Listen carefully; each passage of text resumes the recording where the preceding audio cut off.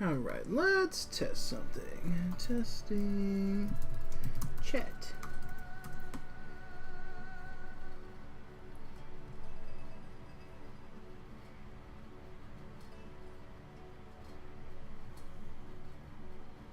Cool. I might have to scale that a little bit.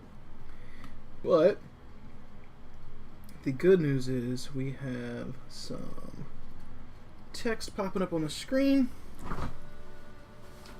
And we should have some audio, music, and stuff as well. Assuming I got it coming in. Going through subtle enough.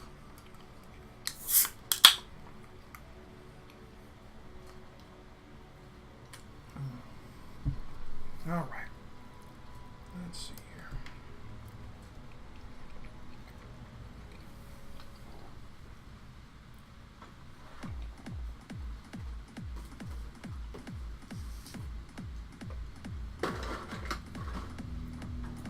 What I've got to figure out is decals to do on the shoulders of the Centurions. Also, it might sound funny because I'm eating. Let's try some Google searching. Alright. Let me look up a Google, or look up Google. Google Centurions.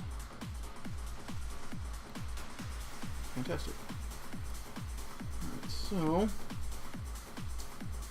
it looks like they've got Devastator on one side,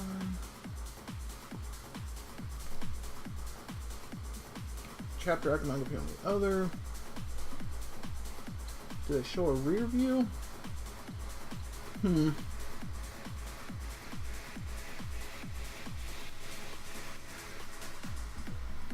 have an X. Let's see, the Ultra ones have. Oh, that was the back.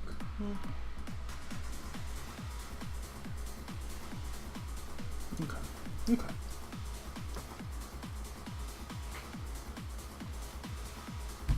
So it looks like they're using Devastators, or Devastator iconography on the Centurions. Maybe they're different because they were melee. Were they melee? Yeah, that's why, because those were melee Centurions. Good thing I didn't screw that one up. Alright.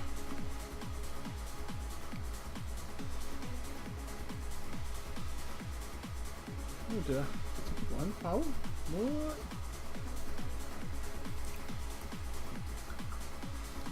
No, it's just being rude. Okay. Hang on, I'm refreshing a page real quick.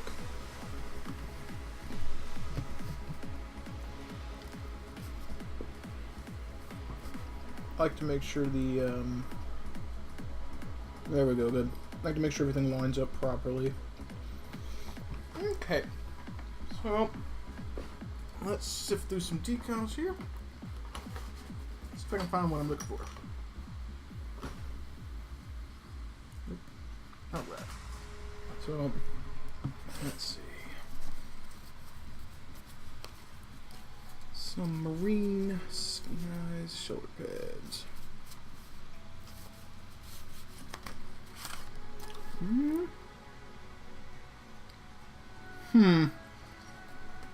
That might be tough because they're not black. I wonder what else we got in here. Space Marine tanks. Space Wolves. Lots of decal sheets. Let's see. Maybe I could use. I don't think white. Well, they have white decals.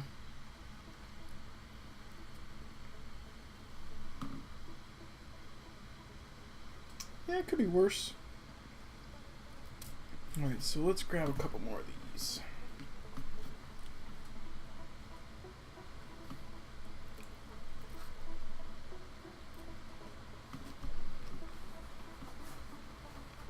Okay.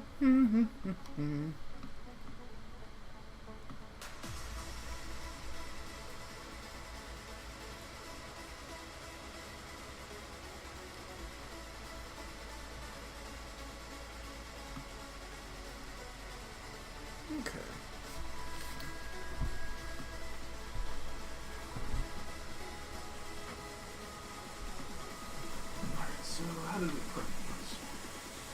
I don't know if that's actually gonna fit. Tight fit if it even does. Even that's gonna be a tight fit. Alright, let's slide off some decals here and see what we got going on.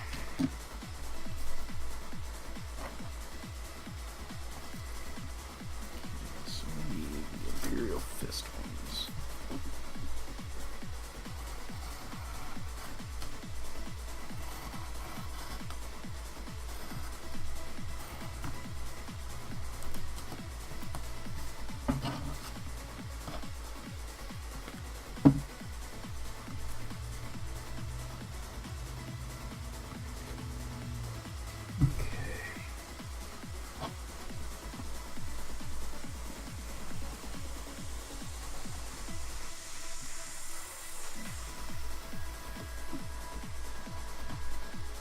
Let's see here.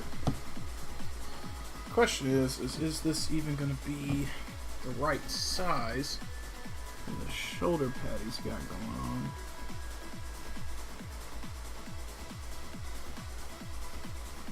Just some scoring here.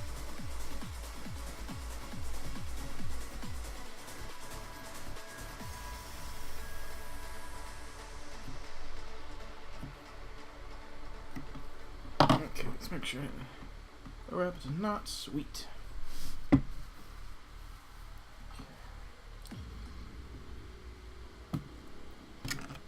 guess.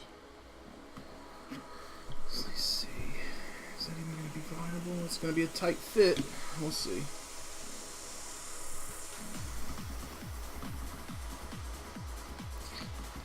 Micro set first.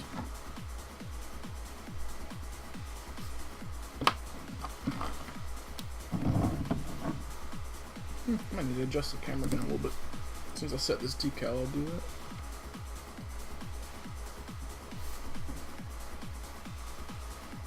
Okay, it's ready to slide. Let's get this fluid.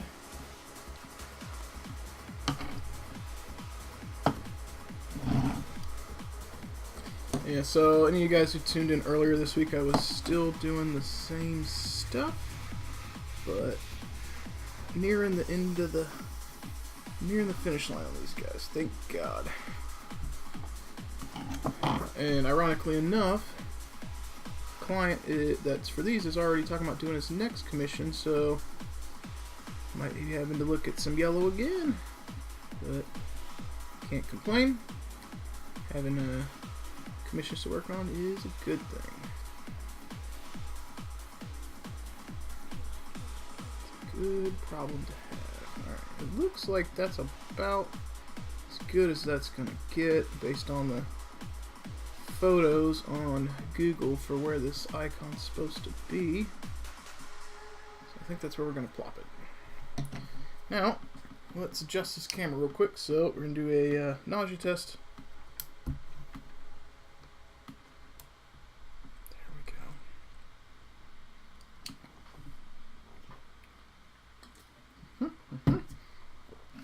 Looks like on the GW stock images they're doing one on the front and one on the back, so might as well make them look good.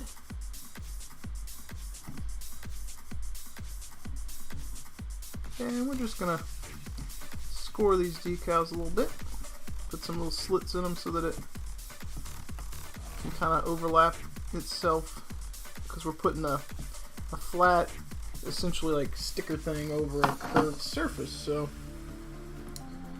that is what's happening.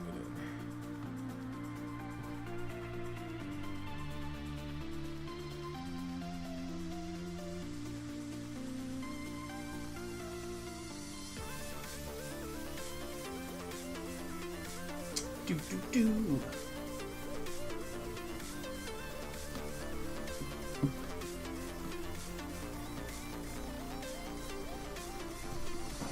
Okay. Not quite ready to come off.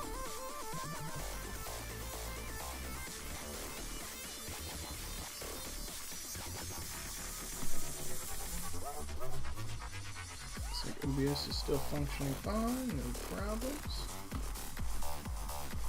Trying a new HD capture out. The last one I purchased did not function well, so trying something new.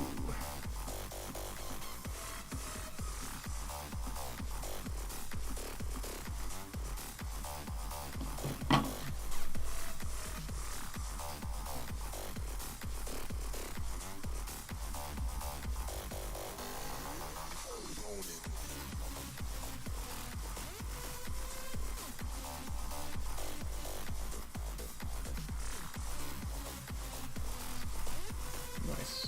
Good. Let's turn that just a smidge digital. Nice. So it looks a lot like the stock photo now. Let's get the next bro. While we're at it, before I grab them, I'm going to go ahead and prep these decals. There we go. Oh, just botched one. Fortunately, I've got an abundance of decals, so not be a huge issue.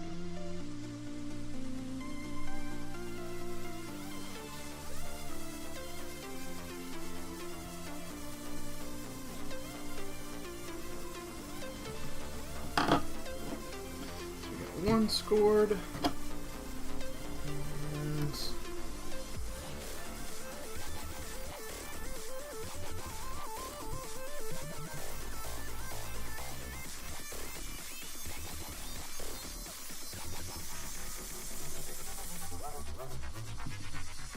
Alright, let's grab another Centurion. There you go, Battle Bro. And this guy's decal will go on a little bit better because he doesn't have to share space on the side of that shoulder.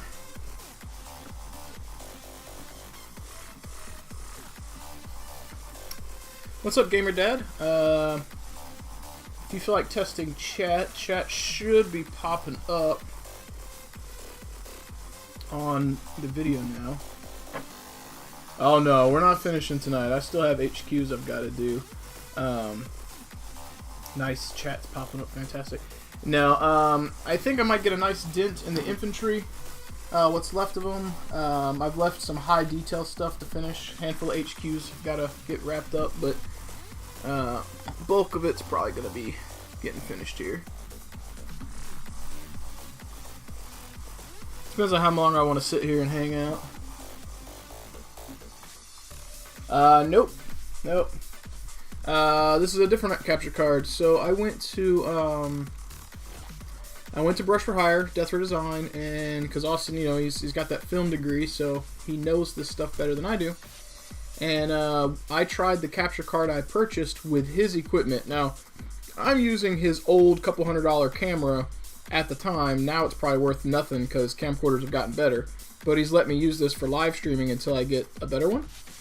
So we hooked up that HD capture to his like $2,000 camera, and it didn't work.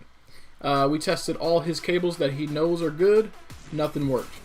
So then we're in the middle of working on troubleshooting this capture card, and he goes, "Hold on, let me run upstairs." He comes back down, and he's got a different capture card, and well, I want something I can also do my battle reports with. That's mobile, not a camcorder, or not camcorder, a webcam. I've got a webcam in my room, which would be fine for some things, but I need a good camera. Regardless, the webcam, I mean, obviously it's not HD, but it wouldn't have been able to troubleshoot anything like that. But anyway, he goes upstairs, he comes back down, and he's got a different capture card, and he goes, "I just want to test this and see something." So he takes his capture card, his external one, and he plugs in the camera. It pops up immediately. We tested his camera and my camera, and it works. And he tells me that he wasn't using this capture card because it freezes on his PC. And I'm having issues loading a piece of hardware on a Mac that's supposed to work on a Mac. So we plug it in, we let it run for a couple minutes, it doesn't freeze. And he's like, well, I can't use it because it freezes. Take it with you and you can borrow it until you, get something better or whatever. So I'm using his capture card and it's working perfect. And it's funny because he couldn't use it. So he just sent it with me. So, worked out. This was a long-winded way of saying that.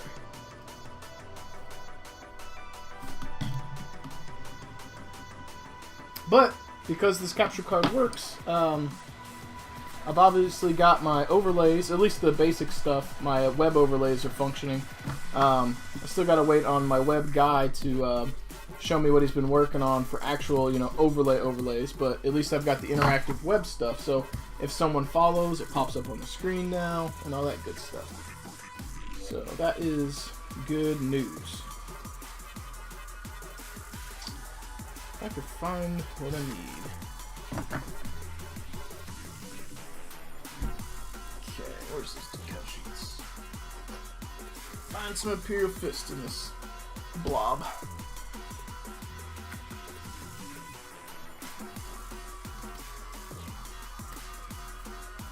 There we go, there's another set. Another set. There we go, cool. That ought to do it for now. Alright, so let's lob off some decals here. If I can find them.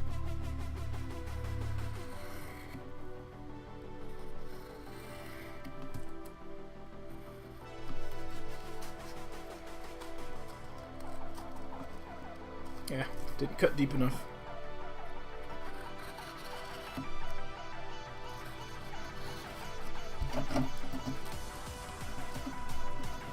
Come on, there we go. Oops. Ugh, cut too at an angle there. I've also got a new lamp coming that I can hopefully mount above me to help with lighting a little bit, and I ordered a arm so that I can manipulate this camera a little bit better.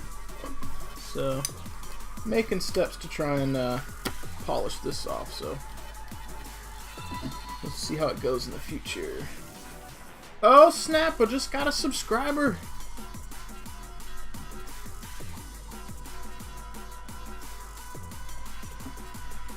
Look at you. So you should have saw that pop up on the screen too. Thank you. Yeah. And those are the ones that I have functioning on my PC that I couldn't get on the Mac, and now they work. So the good thing is that when I upload this to YouTube, it'll have the chat pop up so people can see that if they're curious about what's going on. And whoops. They see the notifications and stuff, so at least they won't be thinking I'm talking to myself. Also, you should be getting music popping through now, so that'll be a work in progress as to what I like and don't like and whatnot. But because that works, I should be able to do Discord now. My only concern with Discord is making sure I don't get feedback loop through the mic. So.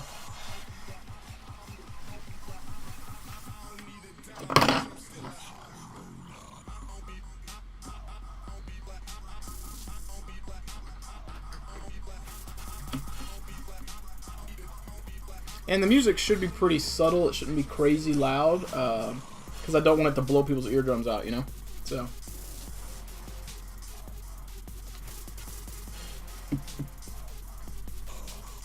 Yeah.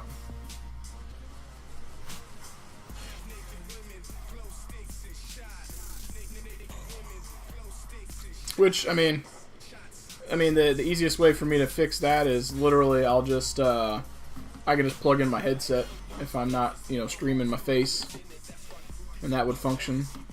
So.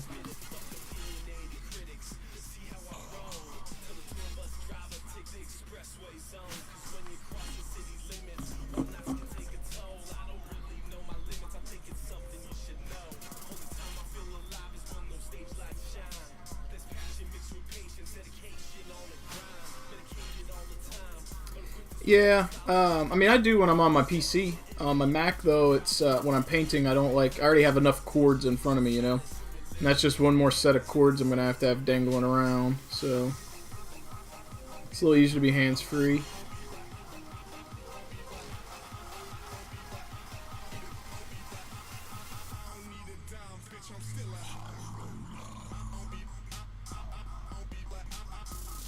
I mean, I can also set my mic up to be push to talk, but, you know, that'd be a little bit more convoluted to do, but I could.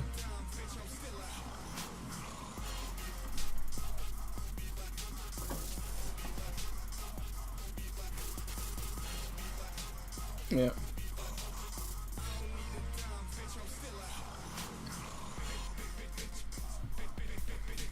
And I'll be glad when my new arm for the camera comes in, because I'll be able to hoist it up higher so you'll see more on my desk. Right now I can only go up so far. So that should give me much more options for hoisting it and getting a bigger view. Yep. Yep. But hopefully next week all my stuff will be in, so won't be an issue.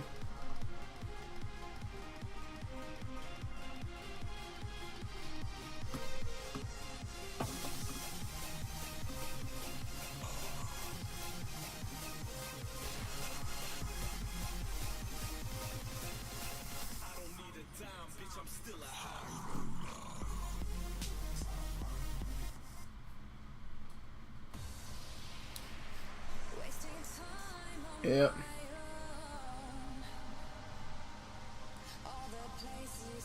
And I really want to get some battle reports filmed. So I want to start with X-Wing because it's easy. I want to have some video on demand days throw up on Twitch. I think that'll be good. You know, have content on different days.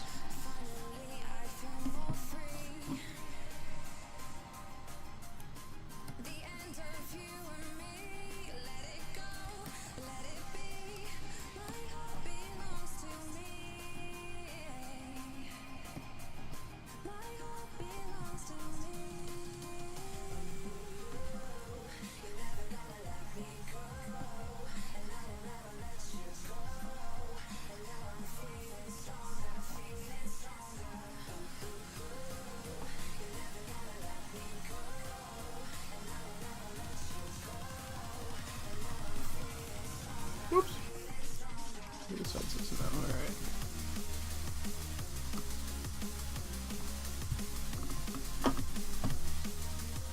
It's pretty awesome that you subscribed, though, dude. I do appreciate it. I know you were talking about waiting until next month for your Twitch Prime, but that is sweet. So, I got some other goodies in today as well. I'm going to do an unpackaged video or unboxing at some point, but I got Kaiser's package today, so I have a whole bunch of stuff from him that I can work on here in the near future. So.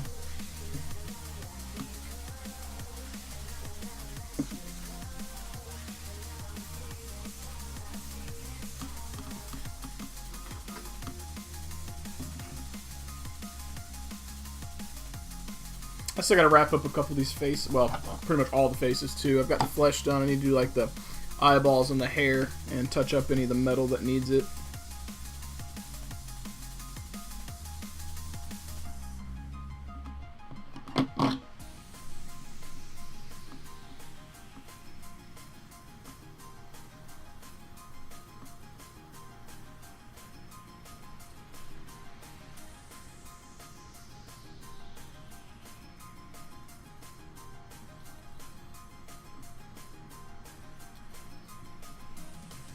The Aquila there makes lining that decal up a little difficult. So kind of have to do the best I can, really.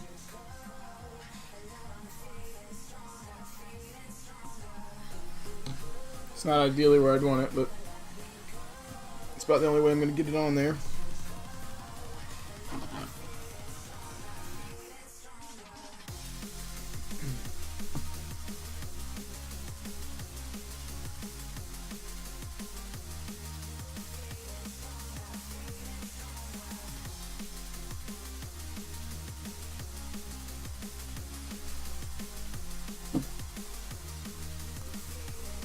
And I'll have to get my subscriber emotes ready too. I only have a couple of you guys that have subscribed so far, but it's a feature that I feel like should be at least there, you know. I just gotta get something uploaded or made and uploaded, so.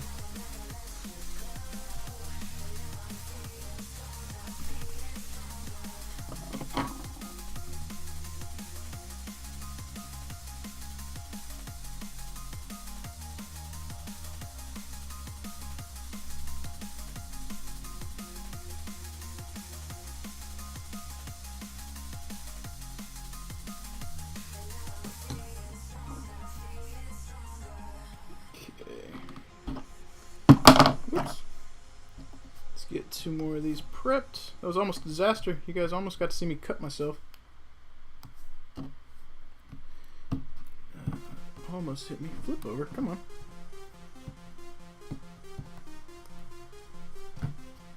Okay.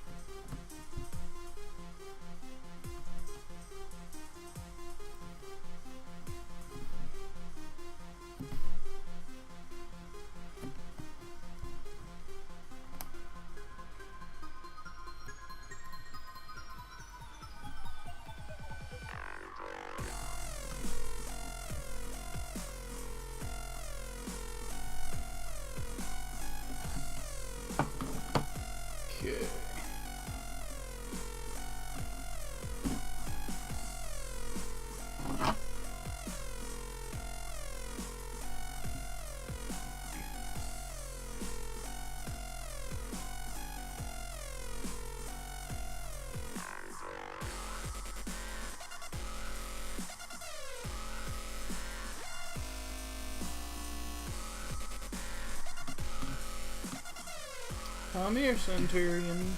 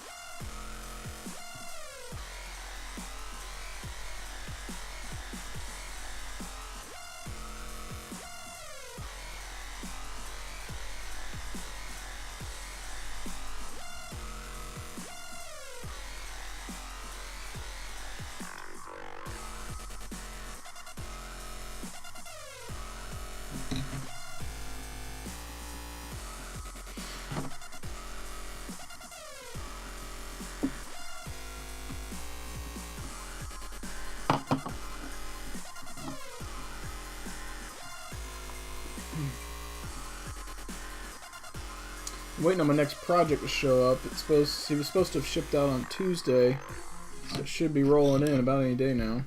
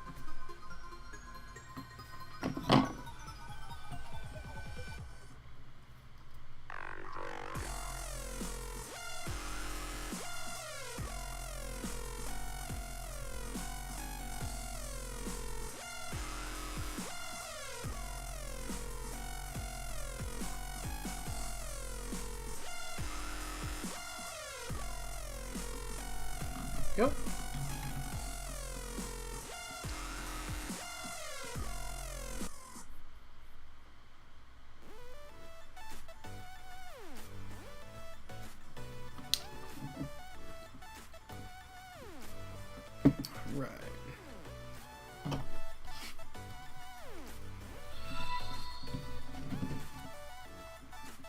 Thank you for the follow there, buddy.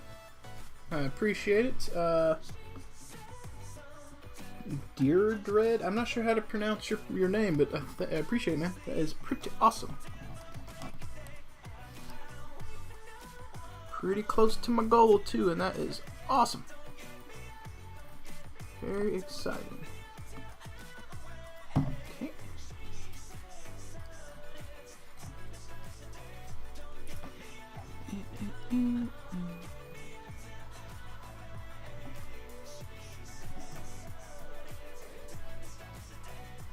So we got that decal ready.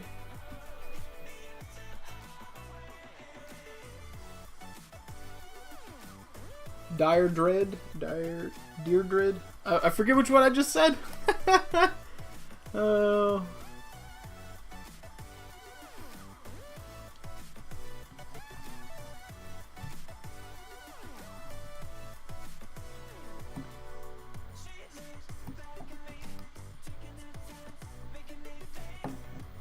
Deirdre, nice.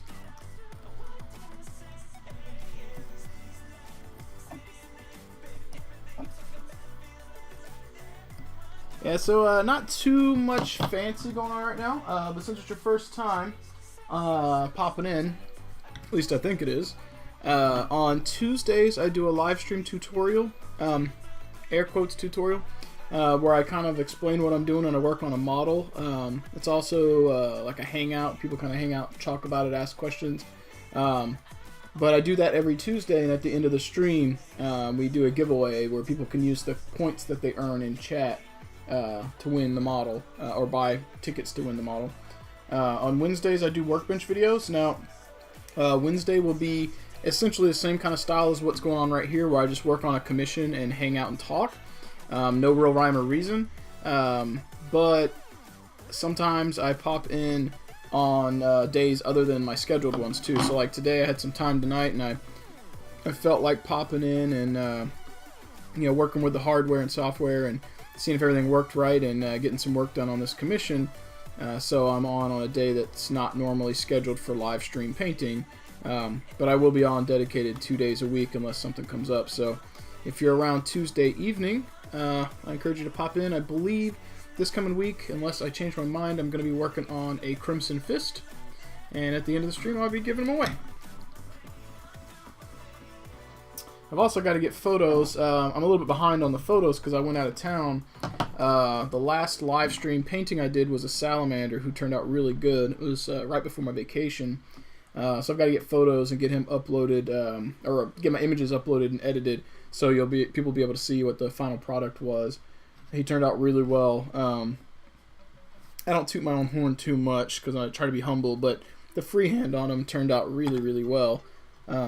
Actually, let me set this decal, and since I don't recognize your name, I imagine you weren't here on that Tuesday, so I'll actually grab the model and show it to you because the winner has not had me ship it yet. It's not coming off for me. Come on, slide, decal, slide. Thank you. Okay. Just maneuver that around a little bit.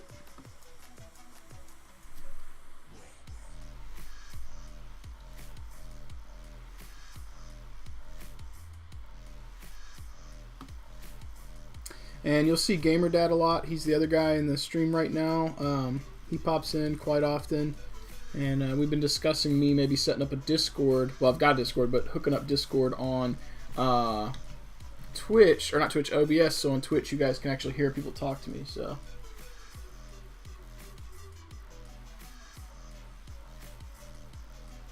Oh, nice, nice. I used to be a big fan of BattleTech. One of my first minis games was actually MechWarrior Dark Age, the old clicks-based game. I grew up playing the BattleTech like RTS games and shooter games, the Mech Commander and MechWarrior. Yeah. Alright, so let's see here.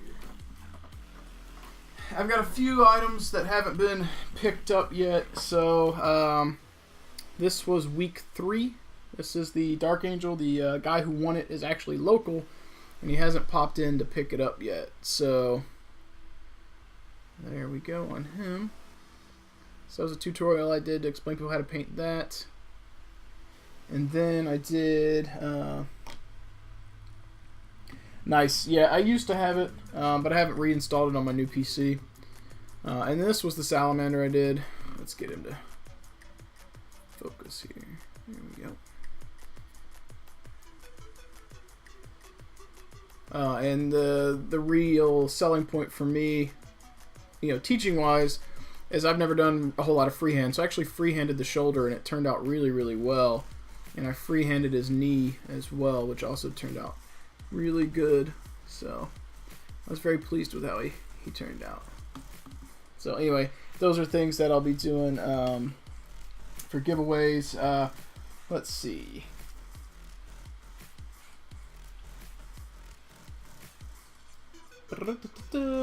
Next week I should be doing a Crimson Fist. Now, obviously, I mean it's their like successor chapter, but it's going to be another color scheme. And then the week after, I'm going to be doing a White Scar. Then after that, the third week out and fourth week out, it's going to be a toss up between these two conversions. So this is going to be a Black Templar. This is going to be a Space Wolf. So those two will be coming up as giveaways. I'll paint them and give those away.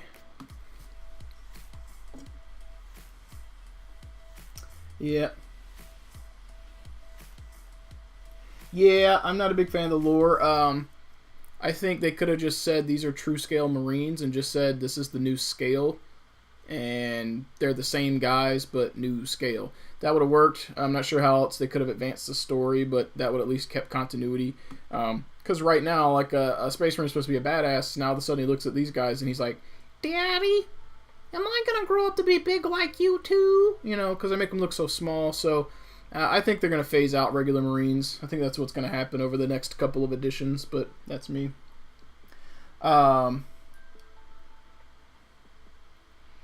Yeah, I hope they're fun. The White Scar one's going to be a little tricky because it's white. So I've also got this guy to do. I believe it's from Malifaux. Austin sent it with me. I've offered to paint it because he's helping me out with bases and stuff for the channel. He needed some photos for Death Ray Designs and wanted some Malifaux stuff with his bases. So I'm going to paint up this teddy bear. It'll probably be live, but it will not be a giveaway. However, during the stream, I might do it where, like, if I hit certain numbers, I might give away DRD products. Since I can't give away the model, I might give away some of his kits. We'll see what I do. And we're going to be using these. This is one of his little base things that we're going to use, the base insert. So I'll be painting this up for him to stand on. So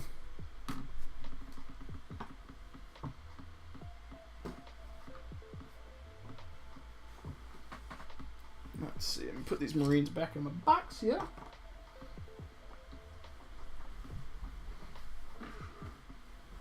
All right.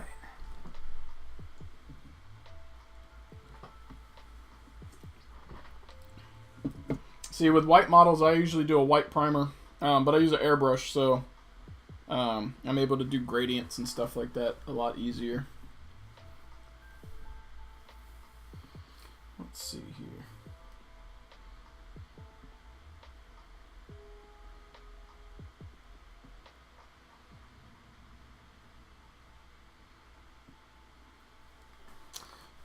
Did I get that guy's back? I did. Alright, so let's move on. Let's move on.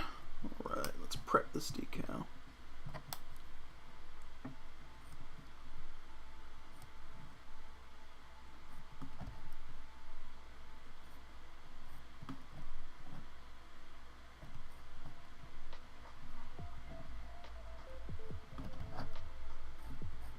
Okay, one down. Gotta prep one more for the next guy.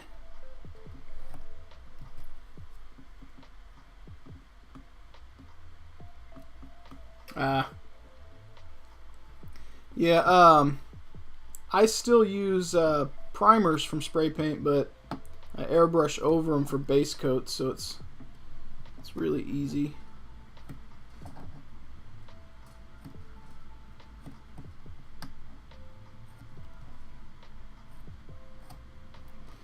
Alright, got our 2 decals prepped. And might help if I zoom out, huh? So we can see what's going on.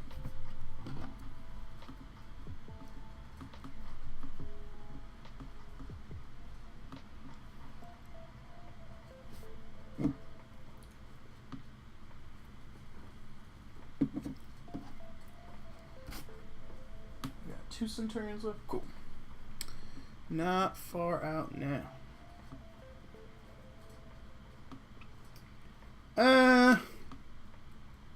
It depends. I think the memes for the Angry Marines are funny. I don't mind the memes. I draw the line at actually trying to play them because I think it's a little crass. You know, there's some funny things people do with 40K, but I try to approach, even my live streams, but I try to approach minis games unless it's around people that I know or am very comfortable around. I try and approach them from a PG-13 standpoint. The Angry Marines memes are funny, but there's so many middle fingers and curse words, and I mean, I've even seen like drug references. Like, I don't necessarily care, but I think in a setting where there's also quite a few young people, as in like teenagers and children, I just think it's not respectful. But the memes are funny. I have seen some funny memes. I've seen some funny models too. I don't think I would be comfortable trying to build an army of them myself. But that's, you know, that's my preference. Some people, you know, have a different view, and that's okay.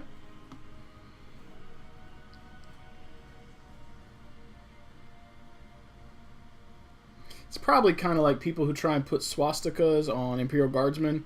I get it. I get that they kind of have a German kind of feel, especially like Death Corps of Krieg.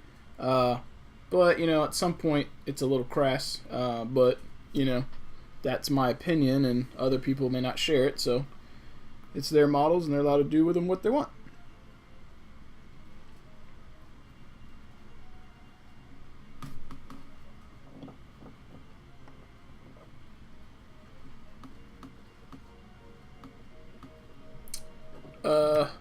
Wait.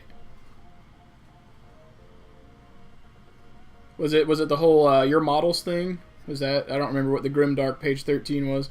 I would get the reference if it was the Privateer Press Play Like You've Got a Pair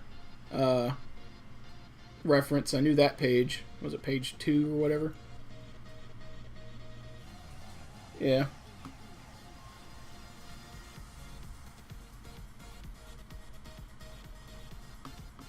Yep, yeah, exactly. And so a little backstory or back history on who I am.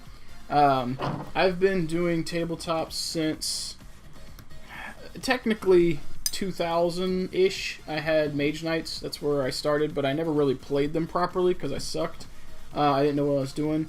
But after that, I got into a lot of tabletops, and over the years, I have been a TO for various games most of the time. So from 2007 basically until now, I've been a TO in some way for some game. Right now, I'm the TO for X-Wing in our local area. So you're going to find, if you ever hear me talking about rules and attitudes, it's 99.9% of the time going to come from a perspective of what's going to benefit the majority of the gaming community, which means I generally give hardcore win-at-all-cost players a lot of flack because they have a tendency to push people away and they have an elitist attitude. So you're going to hear me at some point talk about that, and those players can, if that's how they get their fun, that's fine. That's perfectly fine. However, the game has a social aspect, and if you make it to where someone else doesn't have fun playing and they don't come back, you actually lose the battle or lose the war. You win the battle, lose the gaming war, because if you beat everyone and people stop playing with you, then you have less people to play with, which means less games to play, less games to win. You're losing at that point. So that's the perspective I always take is, and my attitude is like, what's going to be the most fun for both of us, and what's going to benefit our gaming community the most. So if I talk about something, it's generally from that perspective, especially when it comes to like getting people in the store, because, you have to support your friendly or FLGS, your friendly was it FLGS? Friendly local gaming store. That's sorry, I took a minute to remember the acronym. So you have to support them, and it's already difficult for the store to compete with online discounters like Miniature Market, for example. So what you don't want is try-hard, crazy elitist players or douchebags, to be honest, making people not come to the shop and play or not participate in tournaments.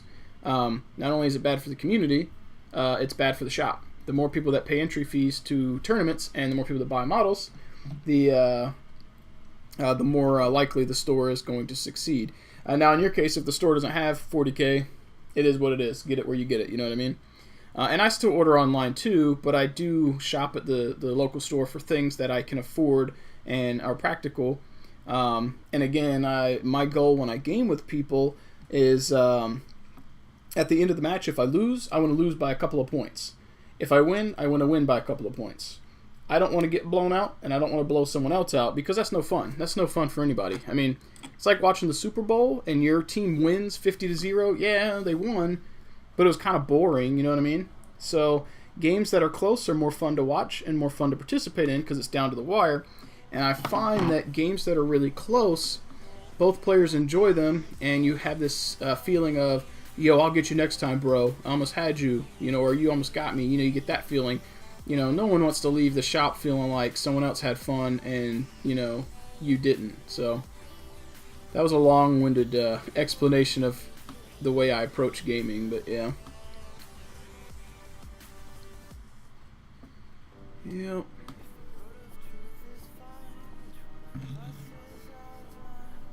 And you'll also very rarely hear me trash talk anybody who paints for their paint skill level. I'm not the best painter in the world, not by any stretch of the imagination. I'm not the worst. I just consider myself consistently okay or decent, But at some point you may hear me complain about some try-hard guy who puts minimal effort to play some cheesy stuff just because he likes winning and doesn't care about the lore. And, again, it's fine that that's their enjoyment, but I give them a little bit of flack because are you playing games because you like the games, or are you playing games because you like to win?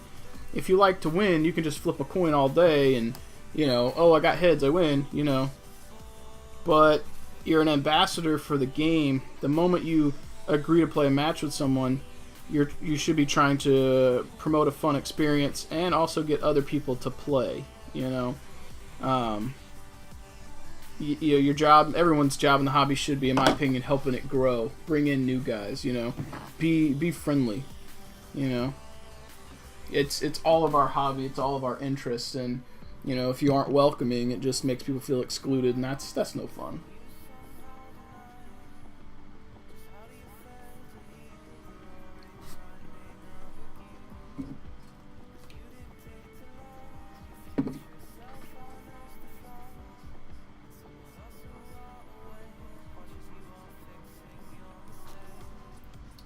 Yeah, so yeah, that would be a slight caveat to mine.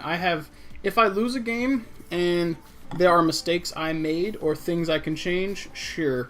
But I'm not stupid, but I have lost games on turn 1 or turn 2 because the other guy is playing something so powerful that on paper I knew statistically I was probably going to lose before we even set up the armies. When it's that type of matchup, that's not fun, especially because we're both driving. In this example, the guy that beat the crap out of me, he drove over an hour to come play, and the match lasted like 15 minutes. I kid you not, it was done on turn 2, and he built a list specifically to fight mine, and he knows what I own because my army wasn't changing. I just didn't have the money to change my army, so it was a similar list every time based on the models I owned, and I asked him, I was like, was it worth it? Was it worth driving over an hour to get here and literally, I kid you not, win in 15 minutes? And in a match like that, those kinds of matches, there's not much to learn other than play cheesy stuff like they do or don't play. And I refuse to play models that I don't want to play because their rules are better. And that's... I hate to have that view all the time, but every model should be playable. Like, if you want to play Ratlings from IG, I don't know if they're good now, but if you want to play those, you should be able to play those because they're cool and fun. If you hate Imperial Knights, you should not feel like, man, I messed that one up. You know, you should not feel like you have to play that unit because it's the best unit. You know, like at that point, you know, now we're basically playing Magic the Gathering where you buy the best cards for the best chance at winning. That's no fun either, you know. So I like certain aspects of the hobby that come along with the gaming.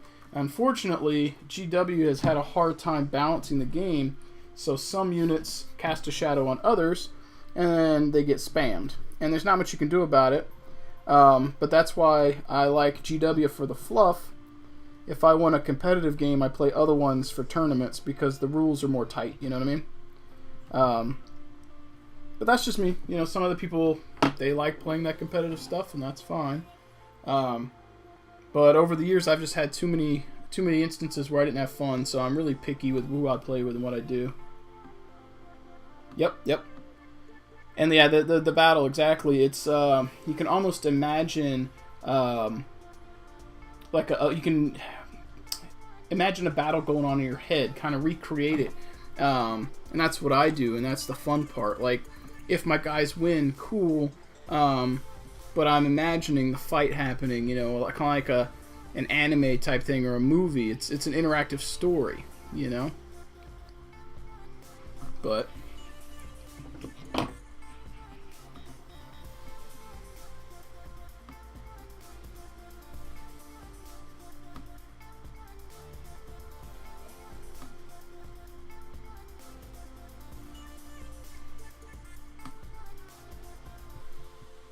and nothing makes me more mad than some elite player looking at somebody who's not as good or doesn't have as good of an army, and then them saying, "Get good, scrub."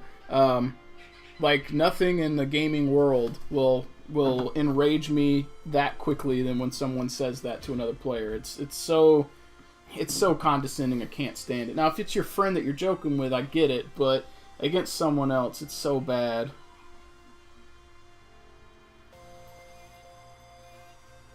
Nice.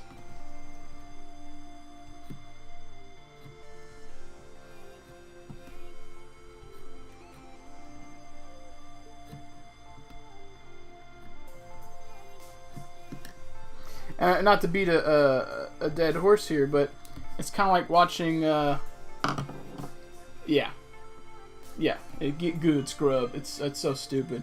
But yeah, it's kind of like watching Lord of the Rings. You know, if the Fellowship never had struggles, it wouldn't be fun to watch. You know, I mean, if you read the book, you knew the outcome, but it's the story that leads up to it. You want to feel like they could lose at any moment because it makes the ultimate climax of the story that much better, you know?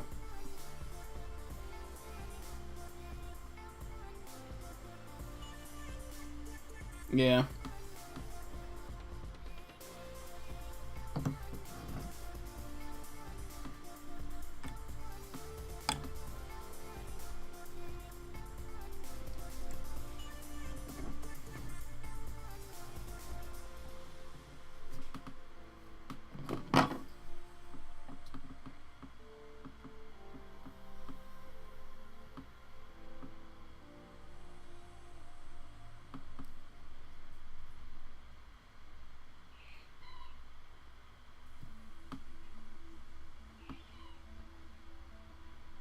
And I've taken big breaks off of miniatures gaming because the community meta has been at some point so polarizing that if I'm not going to have fun playing, I'm not going to make the drive out to the shop, you know? And that stinks if that's the way you have to approach it, but it happens.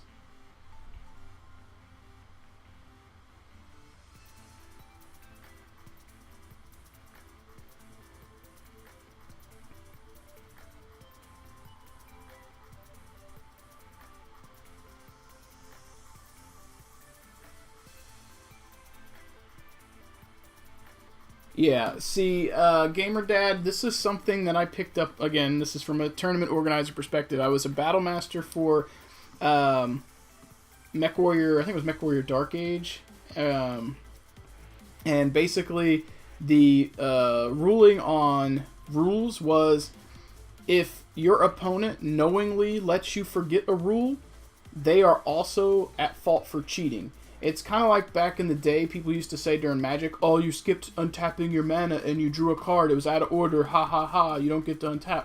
It was that kind of thing. If you miss something that's optional, it's gray area as to if they should remind you. I try and remind people, at least benefit of the doubt, a few times before I let them make their own mistakes. But if he let you play the rules at the core wrong, that's cheating. Because it benefits him that you're screwing up. It's every player's job to make sure themselves and the person on the other side of the table is playing the game the way it's supposed to be played.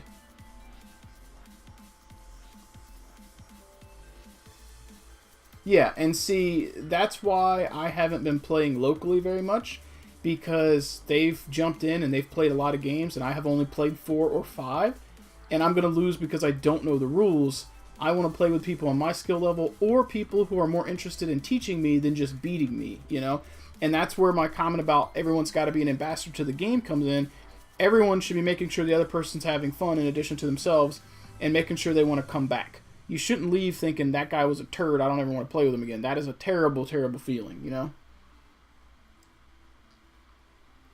And if he just didn't know your army could do it, great. But if it was the core rules and those were options you didn't know about, that's a problem. That's a huge problem. But some people are more interested in winning than they are in helping people.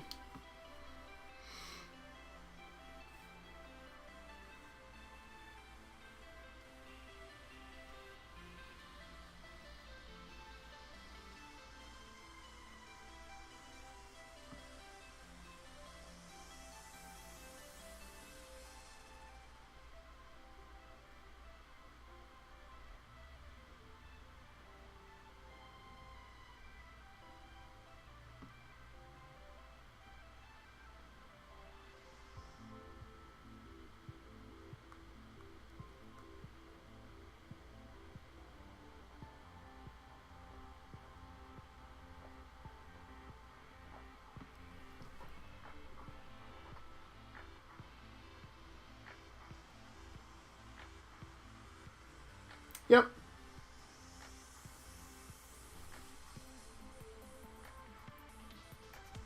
Yeah, I'm not a big fan of the overly tournament player. Like, if players are going to be balanced and have fun, great. But if one person brings a hyper competitive list and the other person doesn't, that creates a disparity, and that's not good.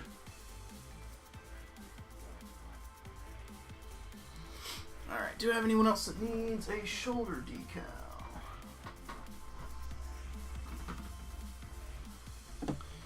He does. What do I have that I can put on him? Let's see. Yep.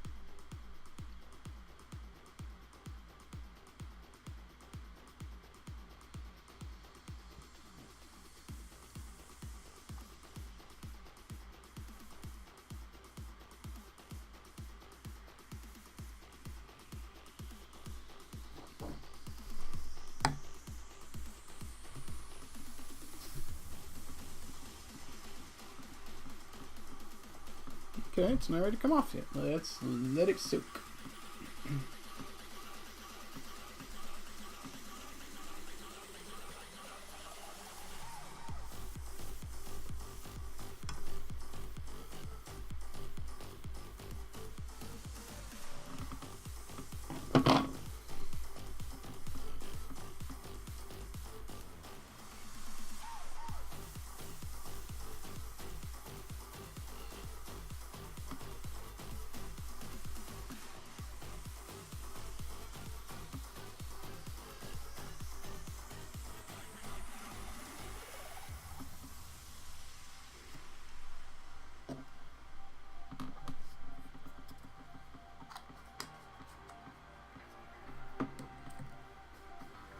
Alright, so I think I might work on some basing here.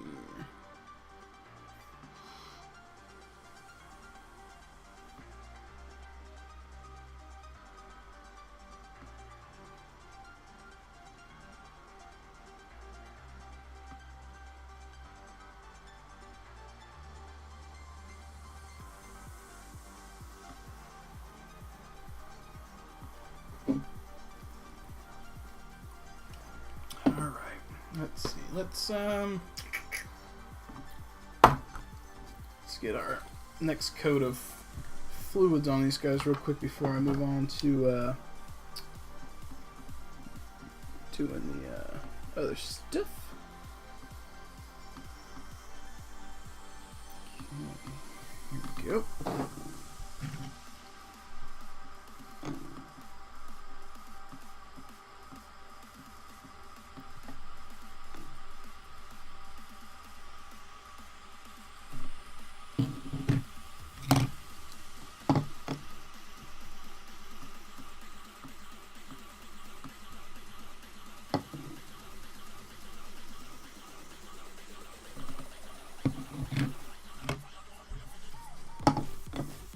So, Gamer Dad, what tier are you up to in ships?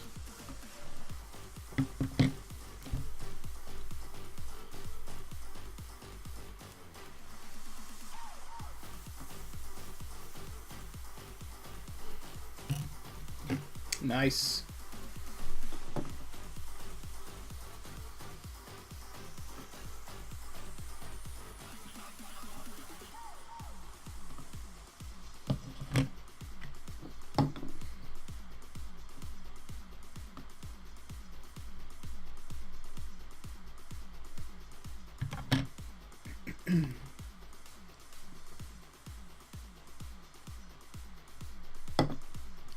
I personally like the Japanese at the lower tiers, but I have the Saipan and the Enterprise for Americans, so it's a little bit different on those for why I like them though.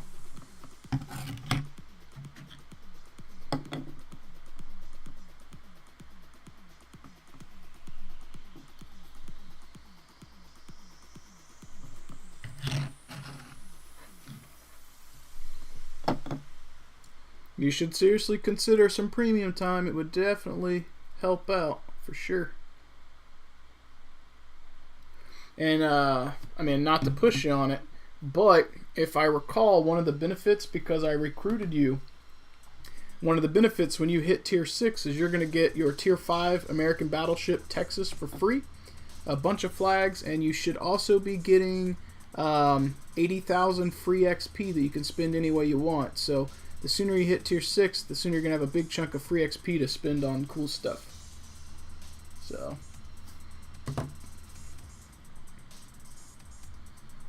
yeah, premium time is not terrible. Premium ships is a different story, though.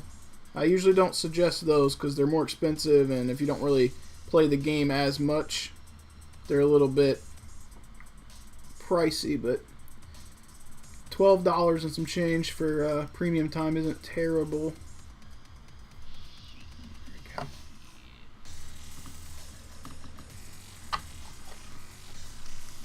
I mean, putting it in perspective, the Enterprise is like a $60 ship.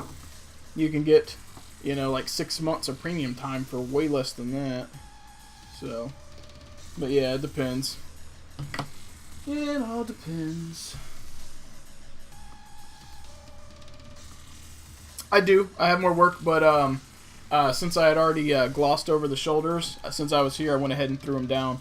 I'm gonna matte varnish them and then finish up the details on them at a later point. So Lysander and this captain here, these two guys, they're not on deck for getting basing yet. I still have things to do on those. But I figured since they were out, I might as well go ahead and get them down. Because they don't need any other ones. Looks like I got them all, which is good. Good is good. Alright, let me grab some water here.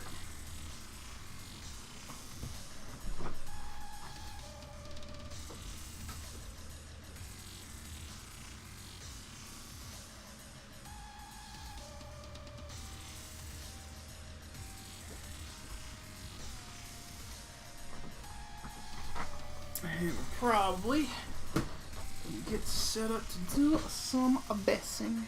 Alright, we got our little basing mix here. How much we got in here? Oh yeah, we got plenty.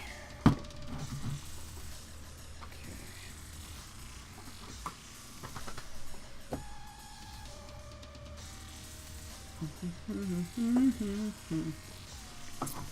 Alright.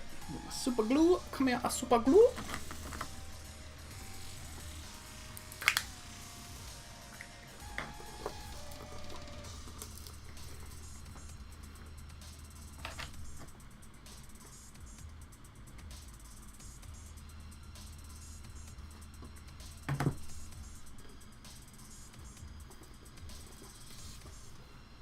Alright. A super glue, a super glue. Not super glue, white glue. Oops. Okay.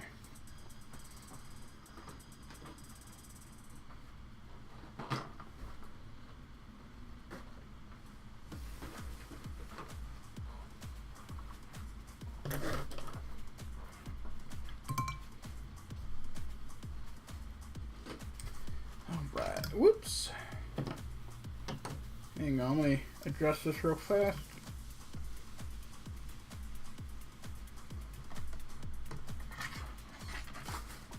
Cable is in my way. Okay. And then I'll matte varnish these, do the glow effects that need to be done, and all that stuff, and they'll be just about finished.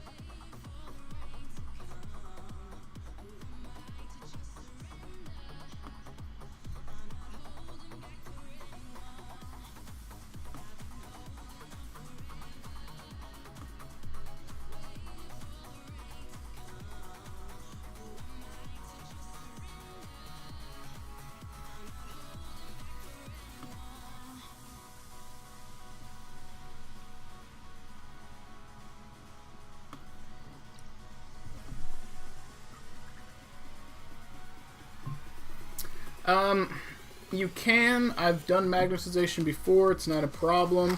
I only really do it if certain parts need to be interchangeable. Posing the Marines after the fact isn't really necessary. The only thing you really need is to be able to change weapons if you want to.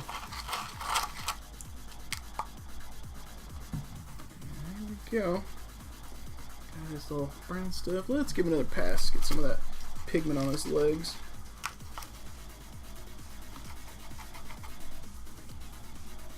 There we go, nice.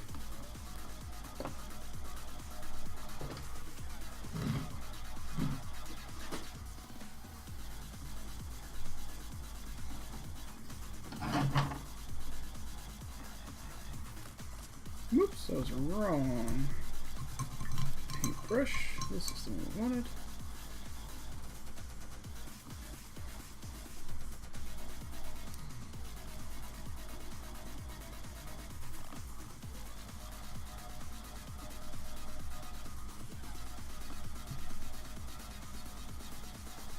You'll notice there's a reason that I do the basing the way I do with this type of stuff, because if you base these first and then glue the models on top, they have a tendency to pop off because they're glued to a material that's glued to plastic. If you do this, the feet are directly touching plastic, so the model's less likely to snap off.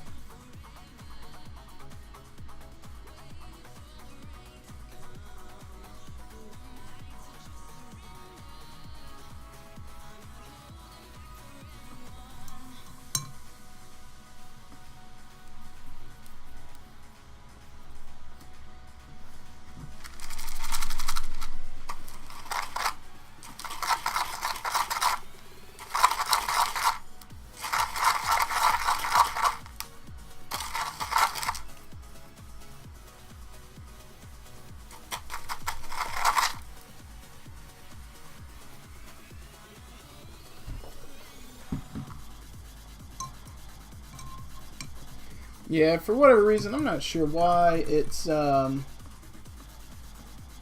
set up and it's only showing top 2 when it says it should say top 5. I'm going to have to talk to the developers and report that as a bug, because that's not supposed to do that. So, I don't know what the heck the problem is.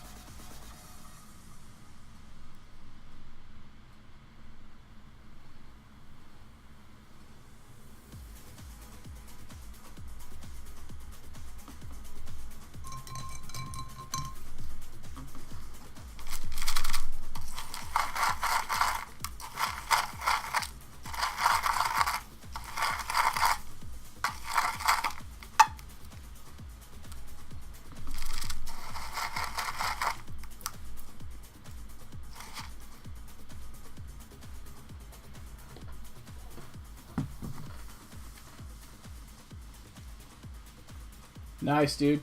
Sounds good to me. It's so tempting to get those HQs. It's a chunk of change that I can't really afford to dish out right now at 35 bucks a piece, you know? So they're on my wish list though for Twitch donations.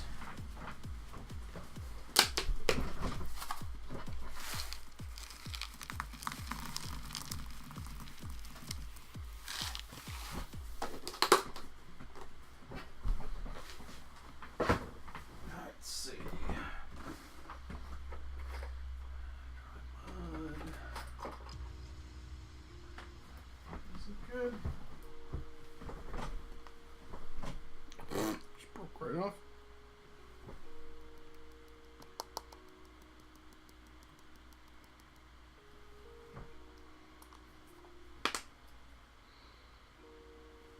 Yep. I figured it would be. Fall in line with all their other ridiculous prices.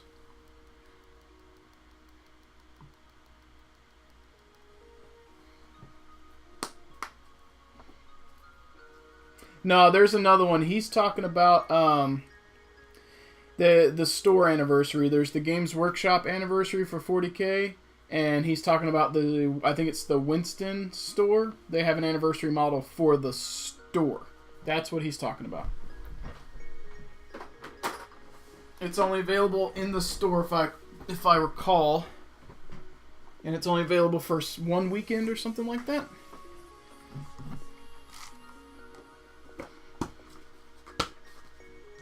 We've linked it before, but hold on, I'll grab it.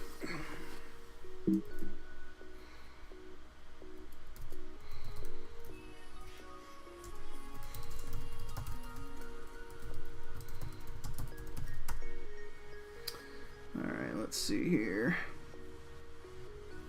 I've got it here.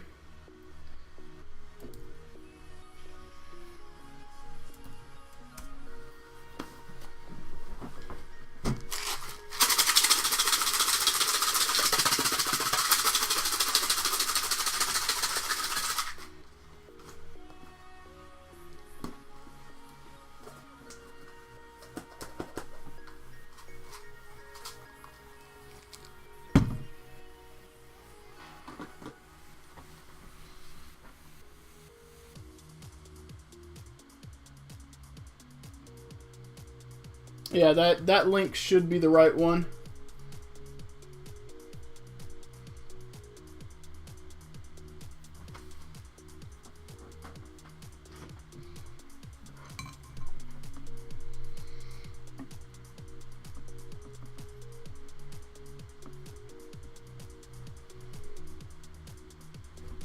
I want one, but I'm not spending the 35 on it.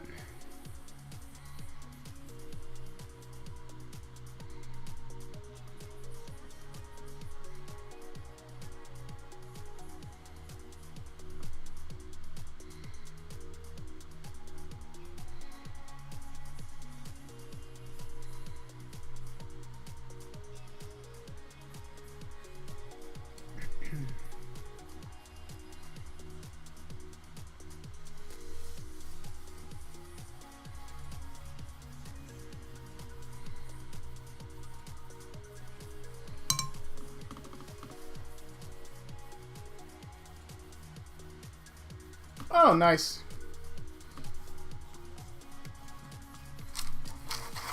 Yeah, but I mean, he's the same price as the other HQs, so I think 35 is more reasonable for him than the anniversary veteran guy. The fact they're the same price is dumb. The veteran doesn't even... He's just a basic dude with a sword, basically. Not even that different.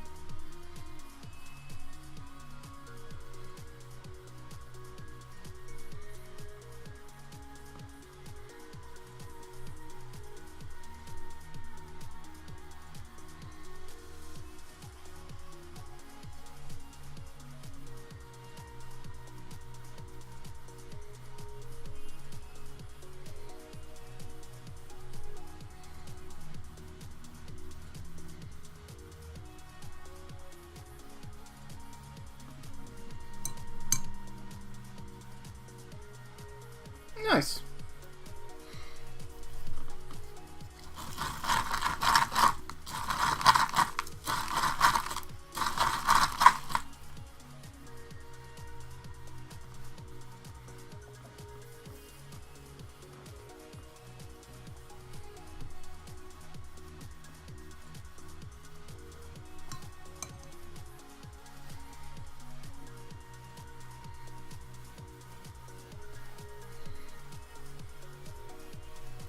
I would have to Google it because I have no idea what you're talking about.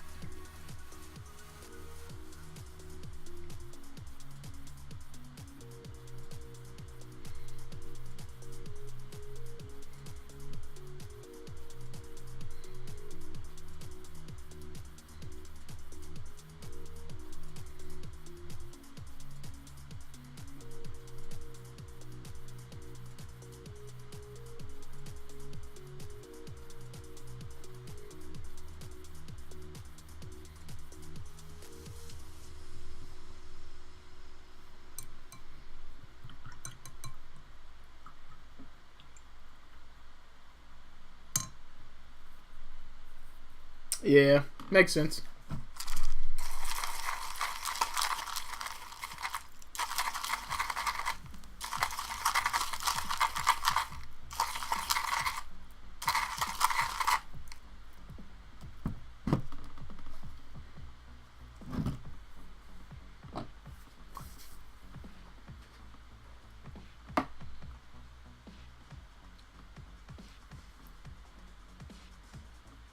Got you.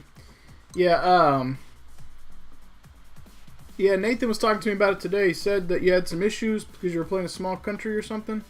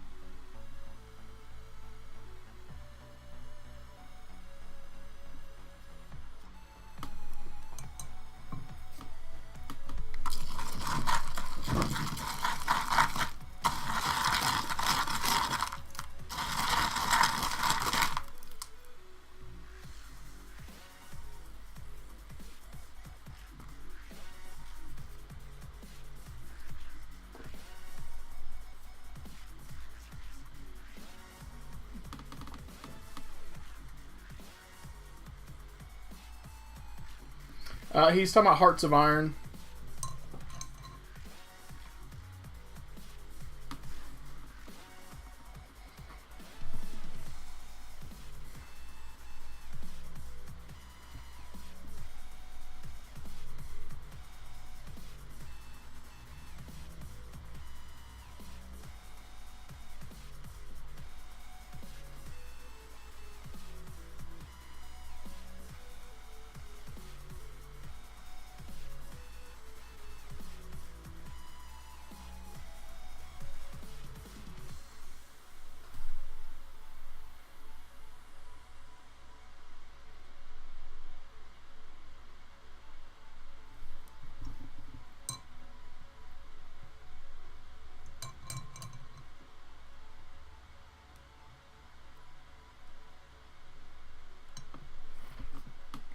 This is just standard PVA glue. White glue, Elmer's glue.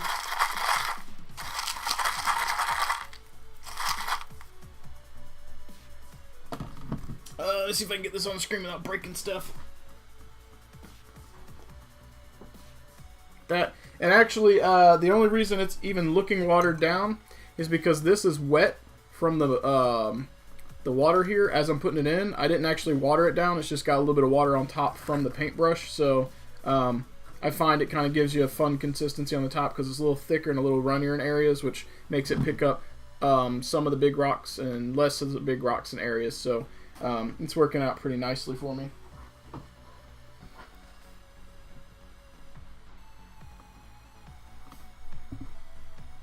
Yep, same stuff.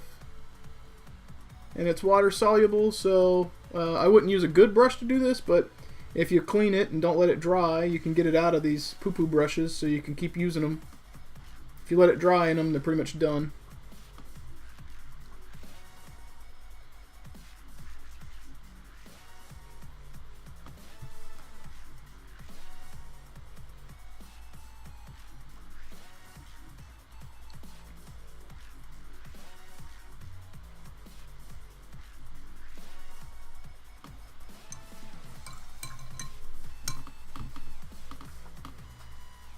And this is just a mix. Actually, I'm not sure if you were in here when I did it. I put some extra sand and rocks in here earlier. I mixed weathering pigment in, so it makes a cool mixture. And then when I put the model in and swirl it around,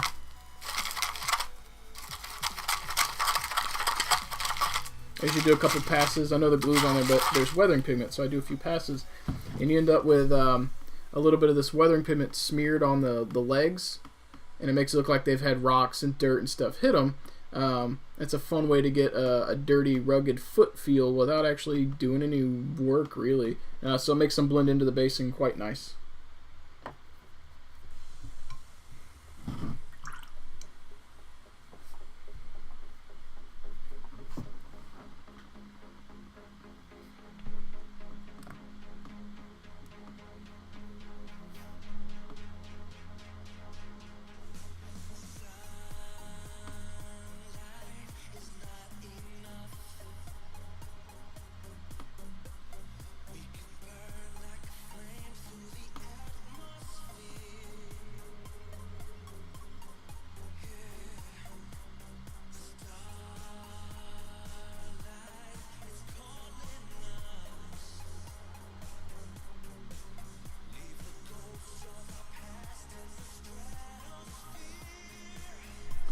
Oops, just stuck my thumb in it.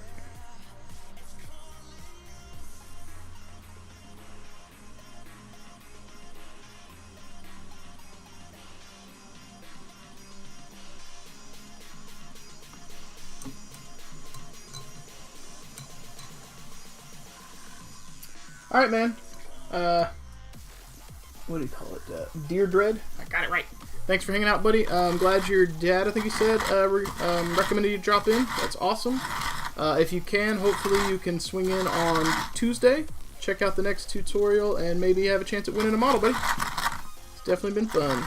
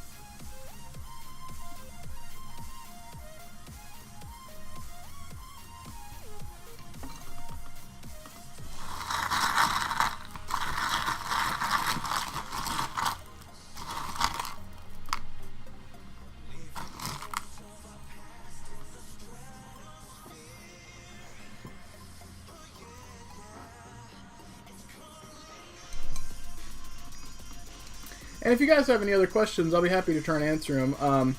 This is one of my Workbench videos, streams, so it's me just kind of working on a commission. There's no real rhyme or reason. I'm just doing whatever I'm working on.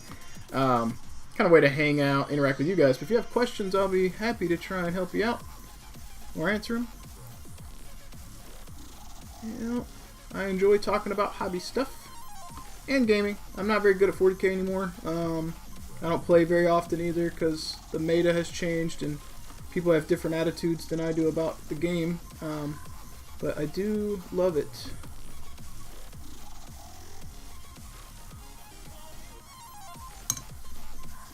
Yeah, Mortarion is dumb. He is so dumb.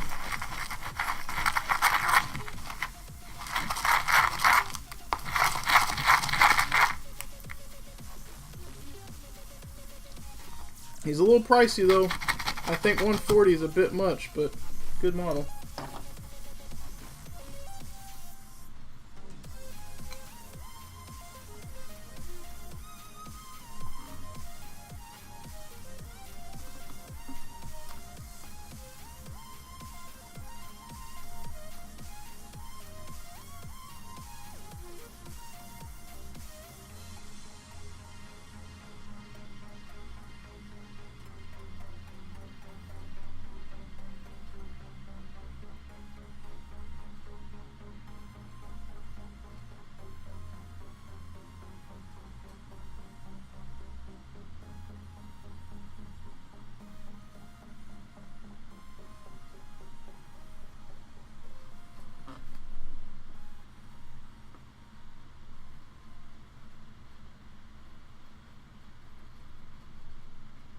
And for, it looks like a couple of you guys may be people I've never seen before.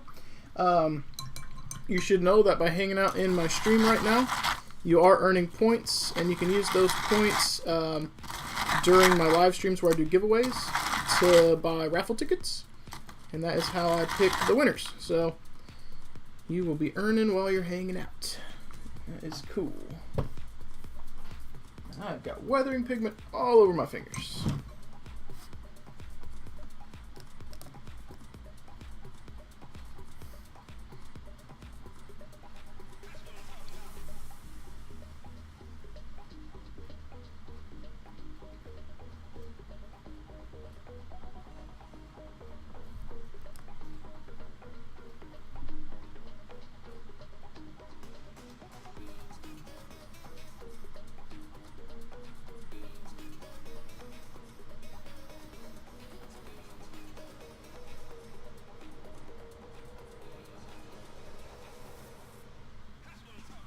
I need to get my Gilliman built at some point. It just hasn't happened yet.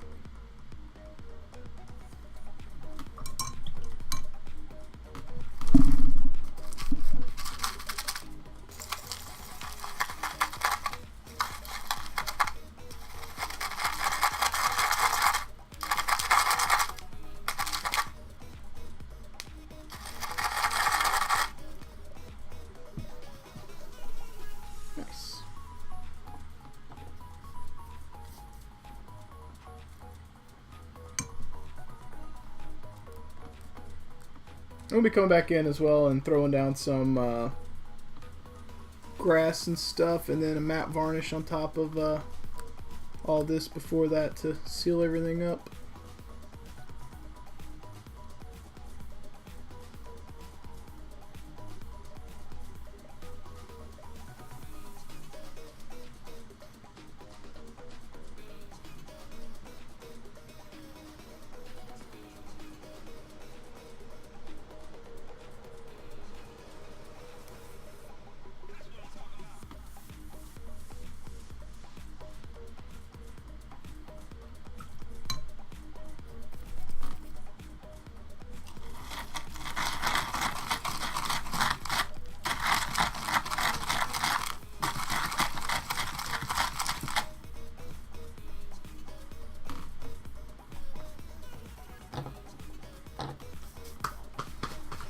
Alright, we got 3, 6, 9, 12, 15, 16 models.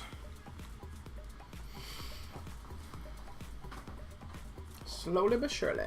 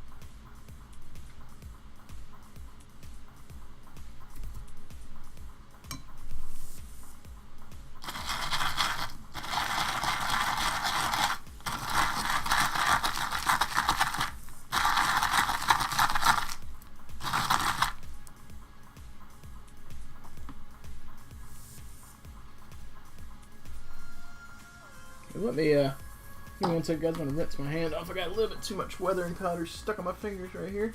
So give me a moment.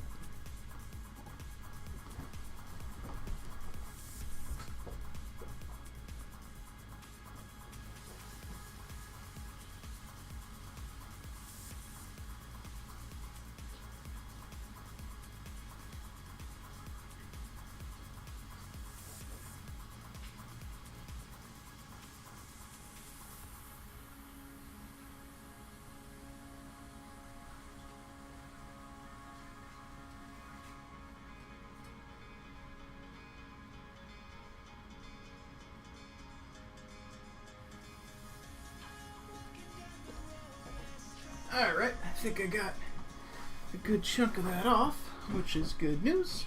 It's good news. Let's see here.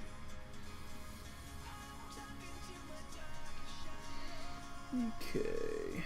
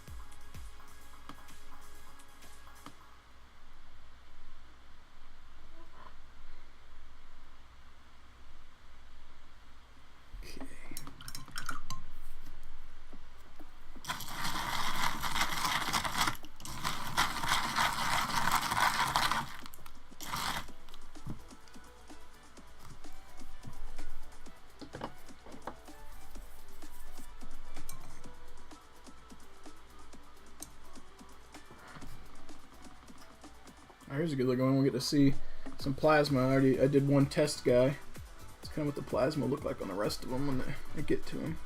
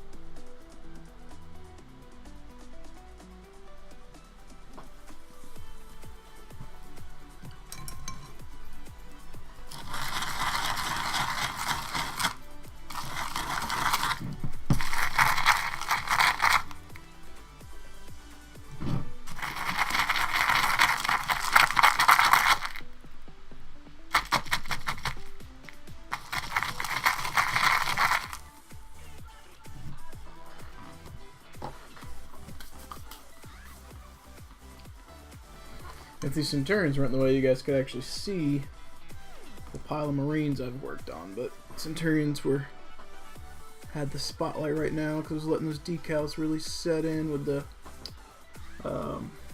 solvent solution.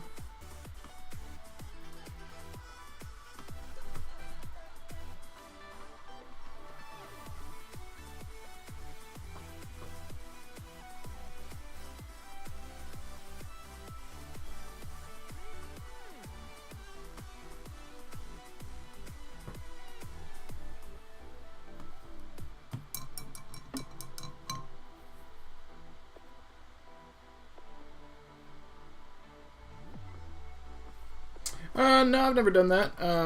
It wouldn't be that hard, given that it's an airbrush, that effect that I'm using.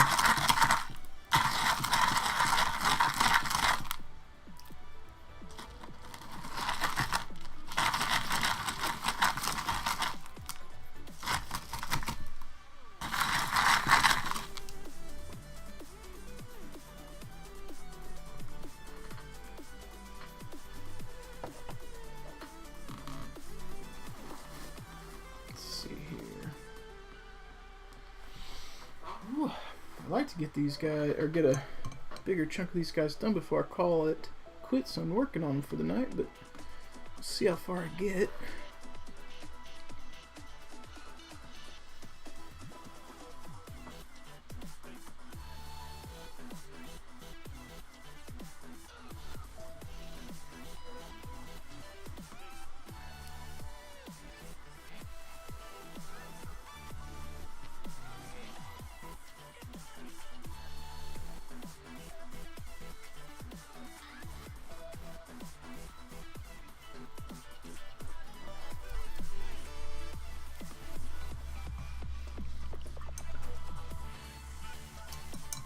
Nice.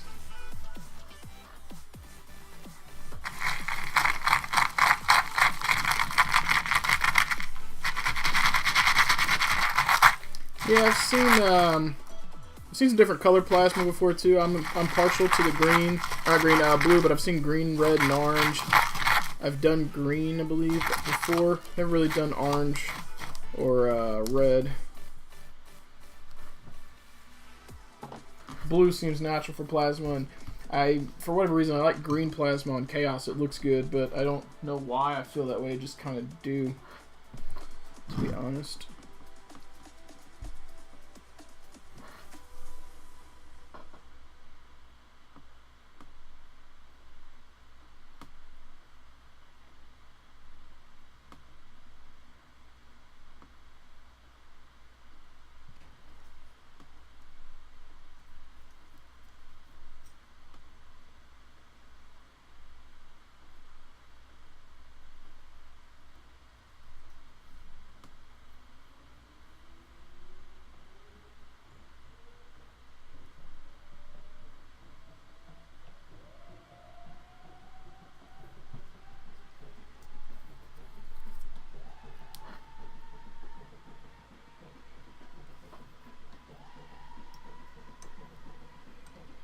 Yeah.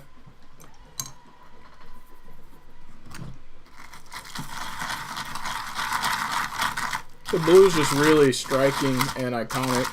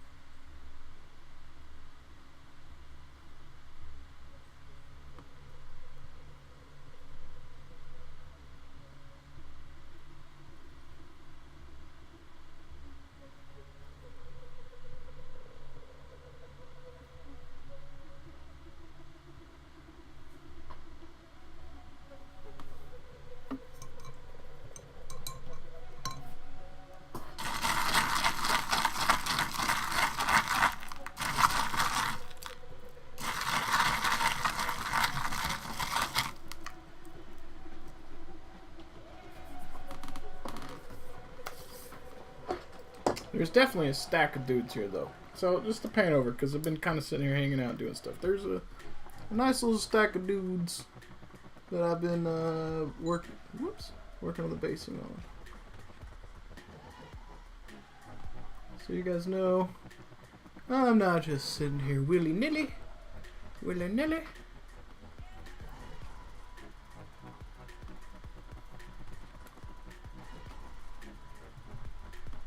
Okay, got the camera's leaning a little bit. To adjust it a smidge. We're good. Cool.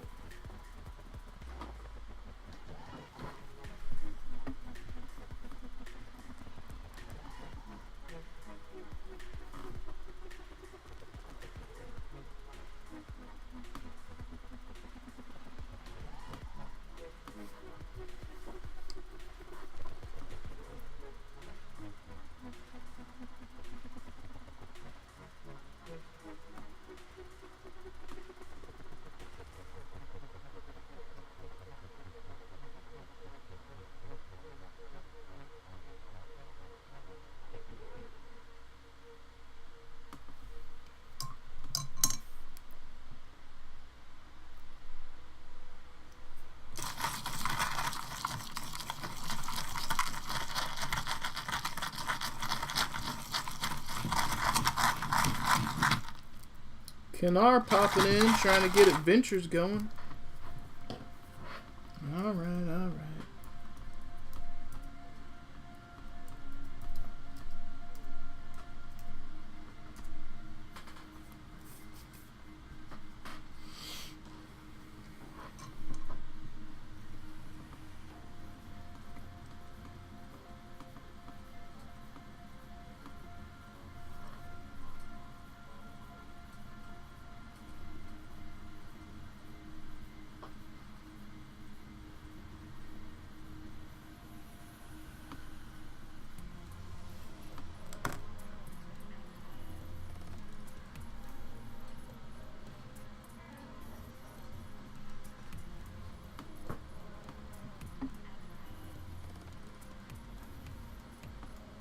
Yeah, buddy. I have them to auto upload to Twitch, but Twitch only holds them for I think 2 weeks, and then they pull them.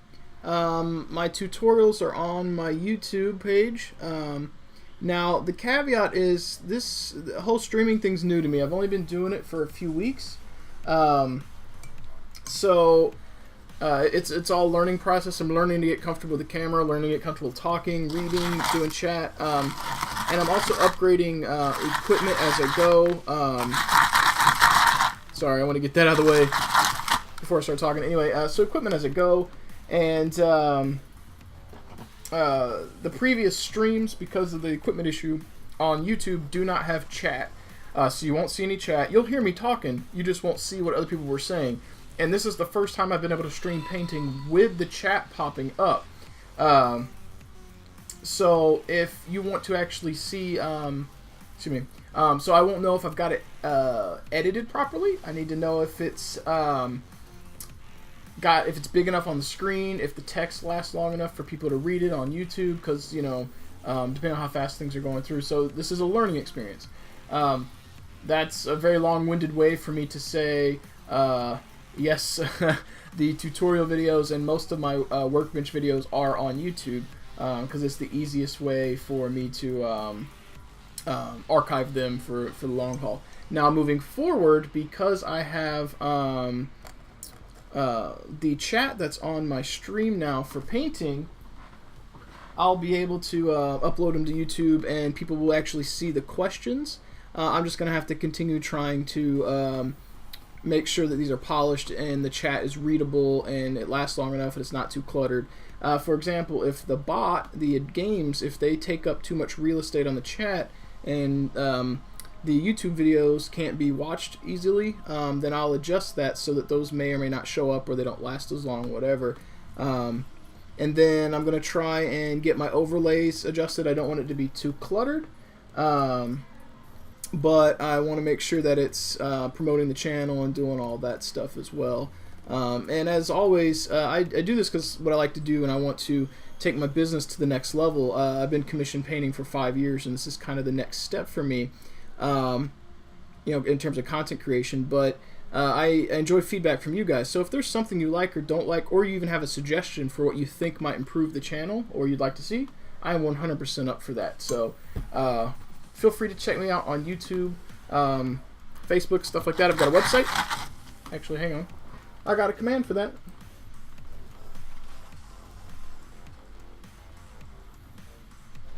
If I could type, would be right. Anyway, so that's some of the info that you might need to check me out. Hang on, I was trying to get this before the glue messed up on me. Anyway, you'll be able to see those. You'll be able to see some of the commission work I've done that's not on Twitch that people, you know, may or may not have seen. You know, I've got stuff on my website, stuff like that. I do a lot more than just what's on Twitch. Just Twitch is the new thing for me. Like trying to teach, trying to interact while I paint, trying to do giveaways. I'm always down to plug this, so if you have not seen it, you're about to see it real quick. So a few weeks ago before vacation, my third live tutorial painting, I did this guy. It's a Dark Angel. The winner is a local guy, actually. He was in the stream. He entered to win, and he won the model. He has not picked it up yet. The fourth giveaway I did was this salamander. And actually, one of the guys, the guy that won my second giveaway, which was a Blood Angel, he won this. But he was in the Netherlands, and my policy on giveaways changed. So basically, if you win and you're overseas, I request that you cover shipping because it's expensive. If it's in the United States, the continental U.S., I cover it. Because he didn't want to pay the shipping, he decided he wanted to gift it to someone in the channel, and he had everybody that was watching in chat basically say why they wanted to have this. And he ended up giving it to Kanar, who was one of my moderators. You know, he hasn't really been rewarded with anything, and he just kind of helps me out. And he's actually the reason I'm actually doing Twitch right now, because he was the one that said, hey, get off your ass and try this. and he kept harping on me for a while, and I finally did it. So he gave it to him, and I haven't shipped it out to Kanar yet because I've still got to do photography. But it's the first time I've done any kind of freehand. So it turned out well, and I was really excited. But you'll see stuff like this on Tuesdays, and you'll have a chance to win it. So, Tiev, if I said it right, thank you for the follow, buddy. After my next two tutorial Tuesdays are going to be Crimson Fist and then White Scars. After that, I'll be doing these two. I talked about them earlier in the stream. This one's going to be a Black Templar, and this one's going to be a Space Wolf. So those will be Tutorial Tuesday paint job giveaways as well. I did some video stuff on how I converted them. They're really basic, like 45-minute videos where I talk and you watch me clean the models and put them together. Really easy to do, and if you're interested, those videos are still on Twitch, I believe, and on YouTube. And because those were not done live, they're polished and you can see everything. So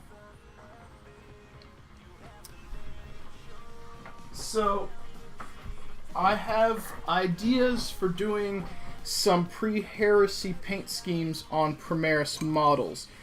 Death Guard, World Eaters, Emperor's Children. That's 3 that I'm really interested in doing. However, I actually got some models in the mail today. I have not done an unboxing stream yet or video. Kaiser in chat. Nice, dude. Yeah, so the conversion's really simple. The issue you're going to run into is using the heads. The heads with the beards are going to be really hard for you to do on the Primaris models if you want to use them. So you're either going to have to snip a lot of beards or find heads that work, and that's going to be tough. But everything else should line up fine. Anyway, back to you, Pyretic. About the Death Guard, Kaiser, one of the guys who hangs out in my stream, he actually sent me a care package donation, and he sent me the Death Guard half of Dark Imperium. I have the whole thing. So I can do the current rendition of Death Guard, the Chaos air quotes version, and on a Primaris model I'm thinking about doing a pre-heresy version just to be able to do the paint scheme. Obviously, you're probably not going to have a Primaris Death Guard army, but if somebody just wanted it for their desk, free models are free models, and hopefully if I could do it right, it would help people learn how to maybe do it for their 30k armies as well, paint scheme wise. So we'll see, but that is definitely something to do. And in regards to Dark Imperium, I'll have the Poxwalkers, the Plague Marines, the HQ, and the Blight Drone. Did I miss anything? I have all that stuff to paint and give away. So, what up, Sleep Monster? Haven't seen you in a minute, buddy.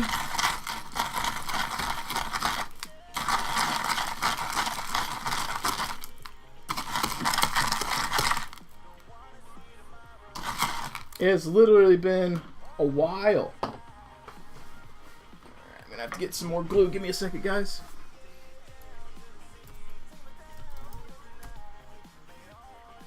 Let's see here.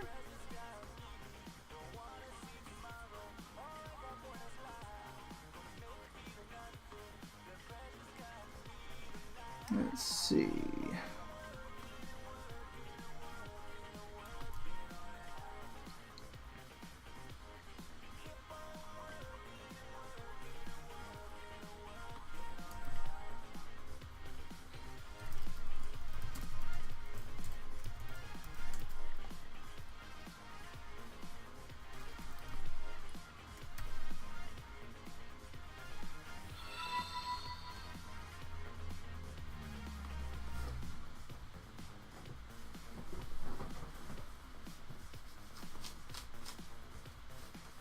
Let's see, speaking of free models, guess who has two thumbs?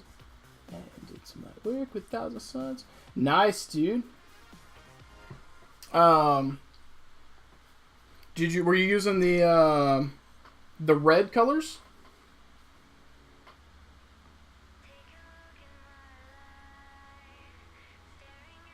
The pre-heresy airman or the post-heresy?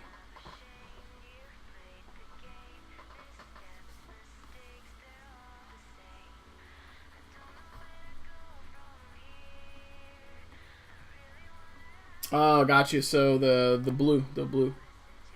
Ooh, that's the right one. That's the right one. Yeah, he's not in the stream right now. So can't do any shout outs for him. You won't hear him unless he watches later.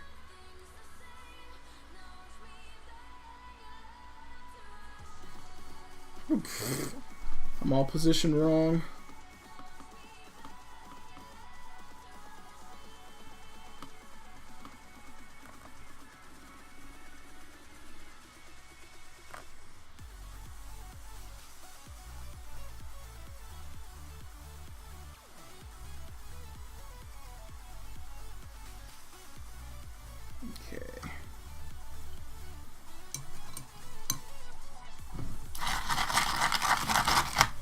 So one of the things I'm going to be doing, probably if Kaiser still decides to do it, he's got some, yeah, I saw. I can't do shoutouts because he's not here. I don't think he's in the stream. But I can send him a message on Facebook. Give me 1 second, because I thanked him for the models earlier. Alright, hang on, let me type this message real quick.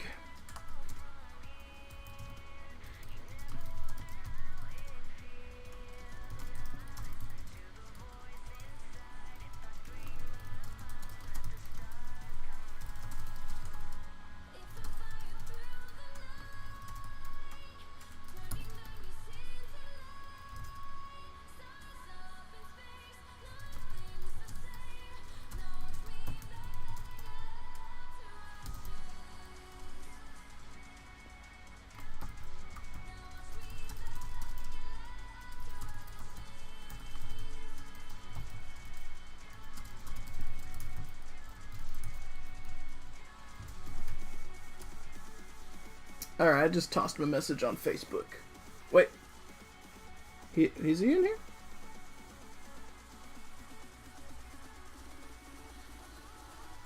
Alright, so let's see.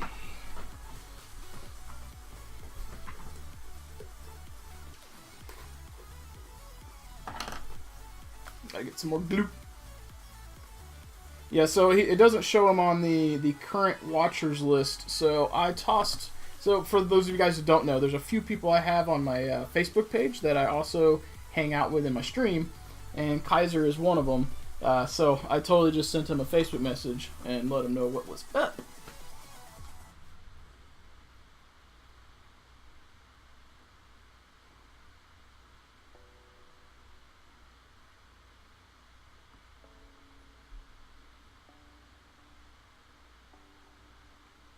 Okay, so we got our glue. Let's see, did my music stop? Nah, we're good. Cool. So I've got 9, 10, a little over 20 models left to get the brown onto infantry-wise. Let's get at it.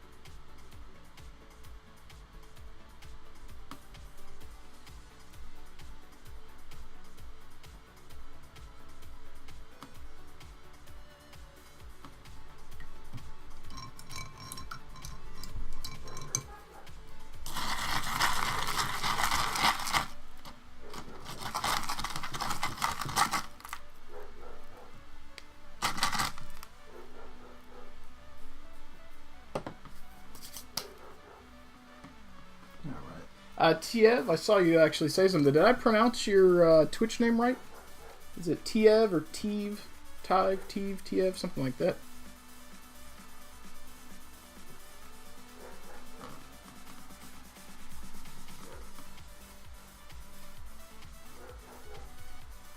Nice.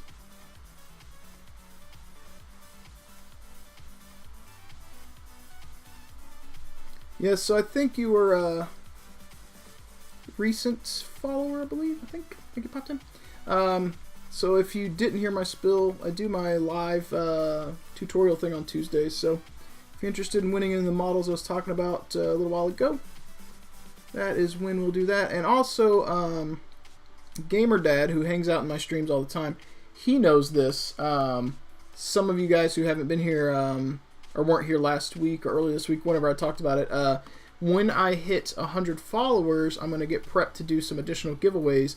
I have some kits from Death Ray Designs to give away. Oh, nice, man. That's fantastic. I've been in it for about 7 years, but I'm always excited to get to talk to new people. It's kind of a vicarious thing. I get excitement out of other people getting excited. What army are you playing? Or I'm assuming you're playing Warhammer. I mean, I also do other minis games, but Warhammer's the big one. Warhammer, War Machine. But if you're playing Warhammer, what faction are you playing? What army? And while you're there may be a slight delay, but while you're getting ready to answer that, as a follow-up bit of information, if you ever have questions about painting, I'm not the end-all be-all, but I will be happy to try and give you some help or pointers. So if you ever want to pop in a stream while I'm in here, feel free. Blast me with your questions. I'll do what I can. Nice, dude. Sweet. What chapter did you go with? If you say Ultramarines, you get to be a bro for the day. If you don't say Ultramarines, I don't know if we can be friends. And that's my slight joke, because Ultramarines is my army.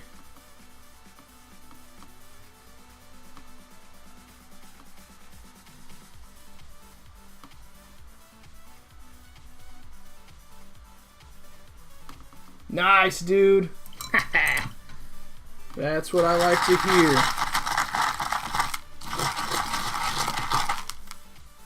The Codex Astartes approves. There are definitely a lot of references. Do you like to read, out of curiosity? You like books? I read slow as crap, but if you like books and you like Ultramarines, you need to pick up the Ultramarines Omnibus. There's 2 of them by Graham McNeil. I promise you, you will not regret reading those. The lead character, Uriel Ventress, I think is his name, and his veteran sergeant, Pisanius. Oh god, they are something else, and it's not just a tale of glory. I mean, there's ups and downs, and like the Marines get their asses kicked quite often. So, but the foes they have to deal with are not pushovers. So it's a nice take on it. It's a good story. Graham McNeil's a great writer. So if you like reading, check those out. And if Graham McNeil ever hears me, throwing out references to his material, feel free to send me an autographed copy, buddy. I like your stuff.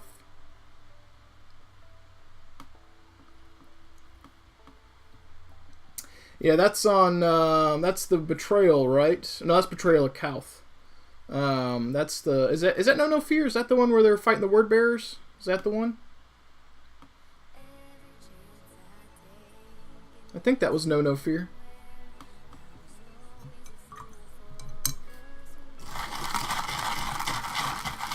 Yep. That one is pretty crazy too. I know Graham McNeil's done, from the Ultramarines Omnibus, I think there's 6 books and 1 short story in there. So, and it's about the 4th Company. Most of the Ultramarines you see are 2nd Company. They have the gold shoulders. 4th Company is commanded by Uriel Ventress, and they have green shoulder borders instead of gold. Sicarius was formerly captain of 2nd Company, but he is currently lost in the warp, apparently. And here's my theory. I'm calling this now. In the current codex, Sicarius is lost in the warp. And Calgar is quoted as saying, if anyone could make it out, it's him. And he says he hopes to see his battle brother again one day. Here is my theory. GW has written him into the warp so that when he returns, he's going to be all beaten up, and they can put out a Primaris version of him where he's got new armor. I would bet money that's exactly what's going to happen. When he comes back, there's going to be a Primaris version of Sicarius as a data slate or a new book or new rules or something. And I bet those types of things are going to happen to a lot of the old HQs. That's my theory, because they're going to want to update their models instead of writing them off. Like, Primaris is the best new armor. How come, your captains and chapter masters and whatnot have not kept up? I think that's what we're going to see. That's my theory. I could be wrong. But it seemed uncanny that one of the poster children for Ultramarines was all of a sudden lost. That's my thoughts.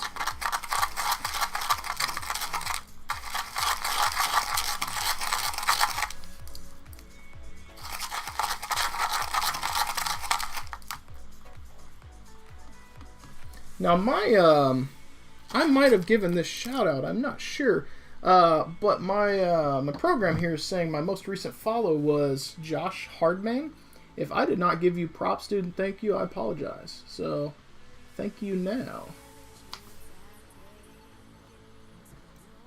Okay, let's see here.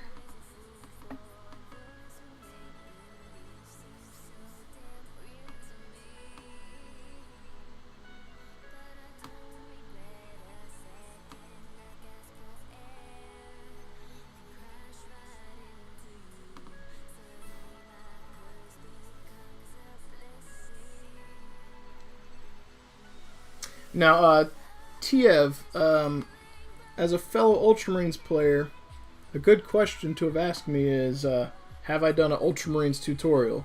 The answer is not yet.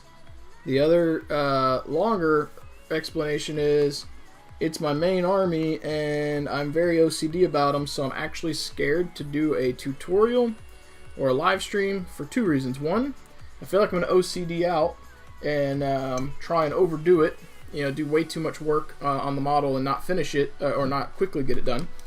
The other thing is, on the other side of the spectrum, I'm worried I'll finish a model for a giveaway that is for my army, and I like it so much that I don't want to give it away, and then I have to, because I said it would, So, have not done one yet.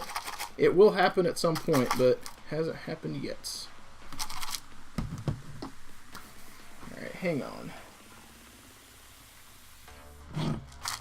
Yeah, I need to do tutorials in duos, in pairs. I need to do one for advanced with airbrush and one without airbrush for people who hand paint.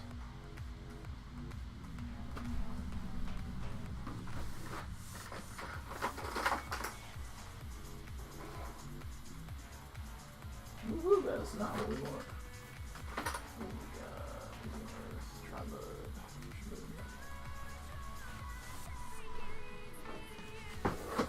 What else we got? Let's need some more.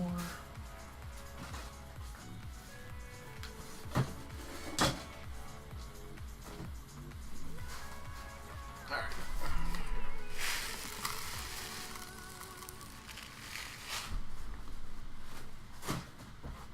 Need to get some slightly larger rocks in there.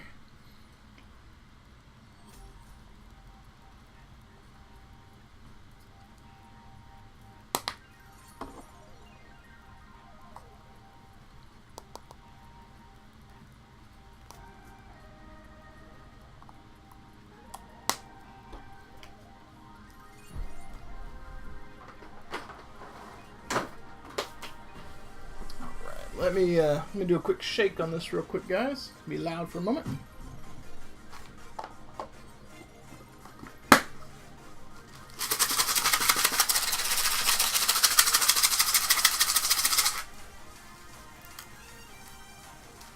If I got the pigment, enough of it in there. Whew.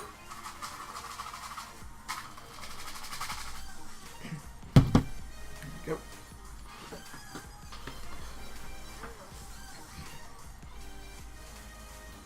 Fumigating the room.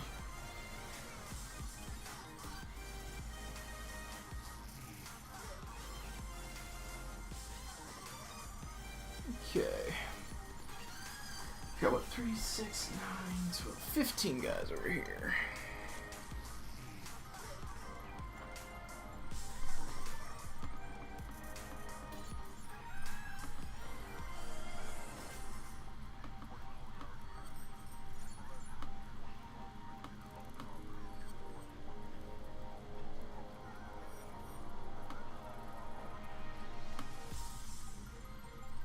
I really love the running legs on the Vanguard veterans. They look so cool. I've always liked action poses.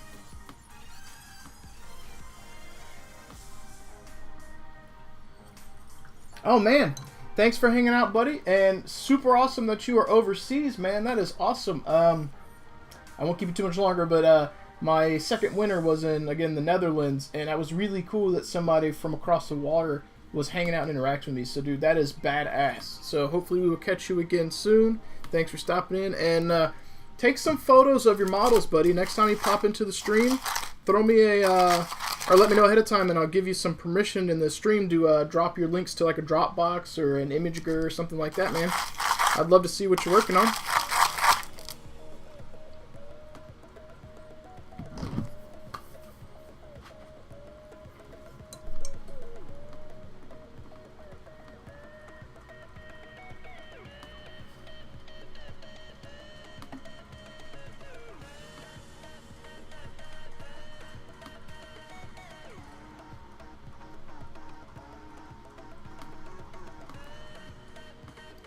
Yeah, anytime, man.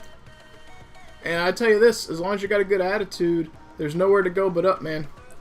Stay positive and keep painting, and I promise you, over time, you will continue to get better and better. If you're anything like me, it's frustrating if you can't get a technique down, but just keep at it. You know, as Joe Dirt would say, keep on keeping on, and it will definitely come in time. I promise you that.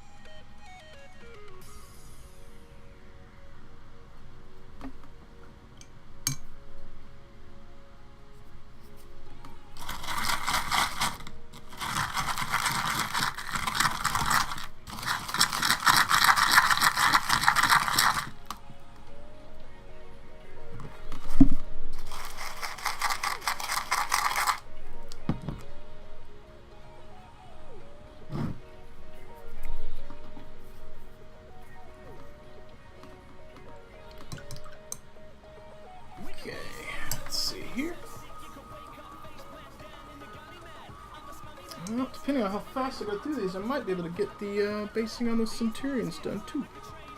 We shall see.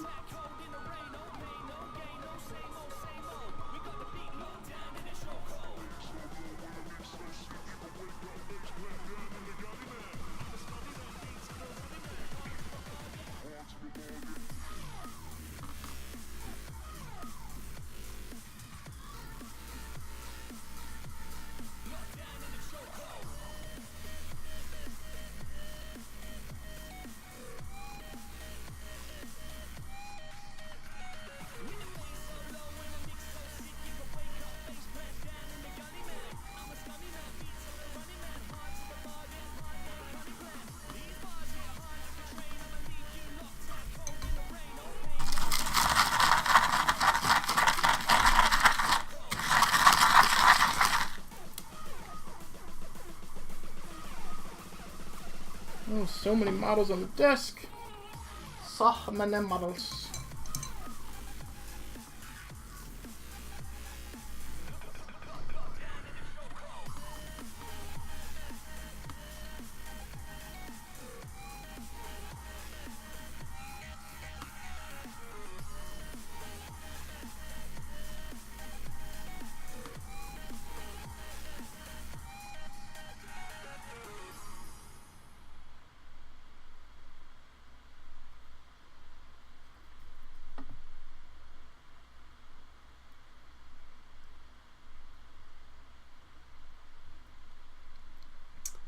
By the way, Gamer Dad, if you're active right now, you may or may not know this, but you subscribed, which puts you at subscriber status, and if my program functions the way it's supposed to, you will earn more points for being a subscriber.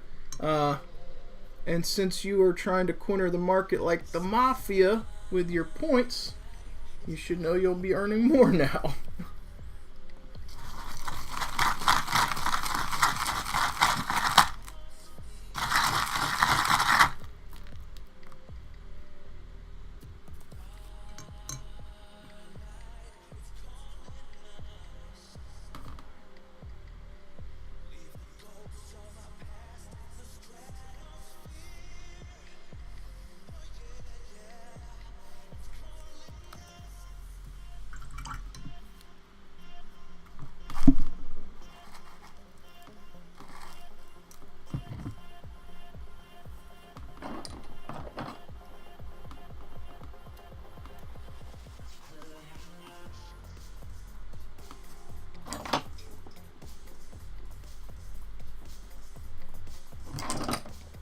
Yep.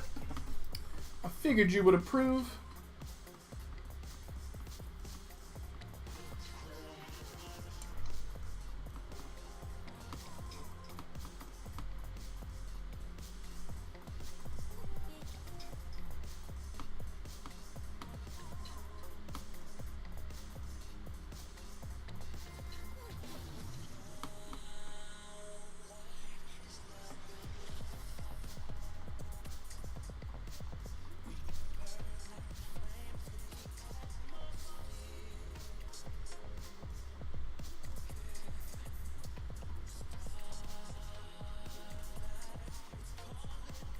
And you've got a stranglehold on time viewed at this point. Sleep Monster was close to you.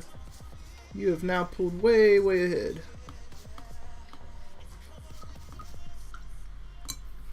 Though, Twitch has got some new stuff coming. I'm not sure if you saw the Twitch extensions information, but in the future, I think the stuff that my program does for points and giveaways is eventually going to be handled through Twitch now when the new stuff is polished. They already have one extension that does currency, it just doesn't have enough options to make me want to switch over. But if they improve it, we may switch over and I'll have to convert everyone's points at some point because Twitch will be more reliable and you won't have to worry about the bot being online because it'll be on Twitch's servers. But we'll see. I kind of hope they give more options for the credits in terms of like the contest giveaway, because the giveaway doesn't use the credits, which is one of the things I didn't like.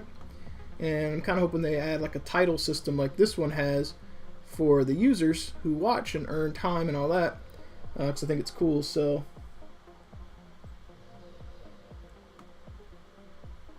nice. What is that? BTTV? What's BTTV?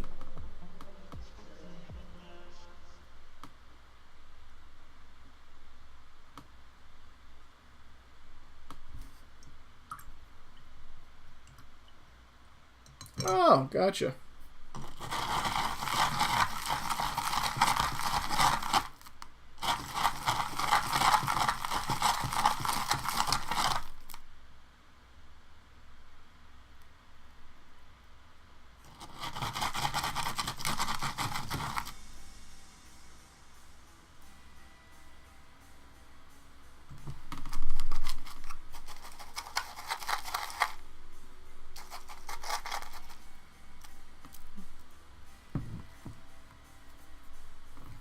Gotcha, gotcha.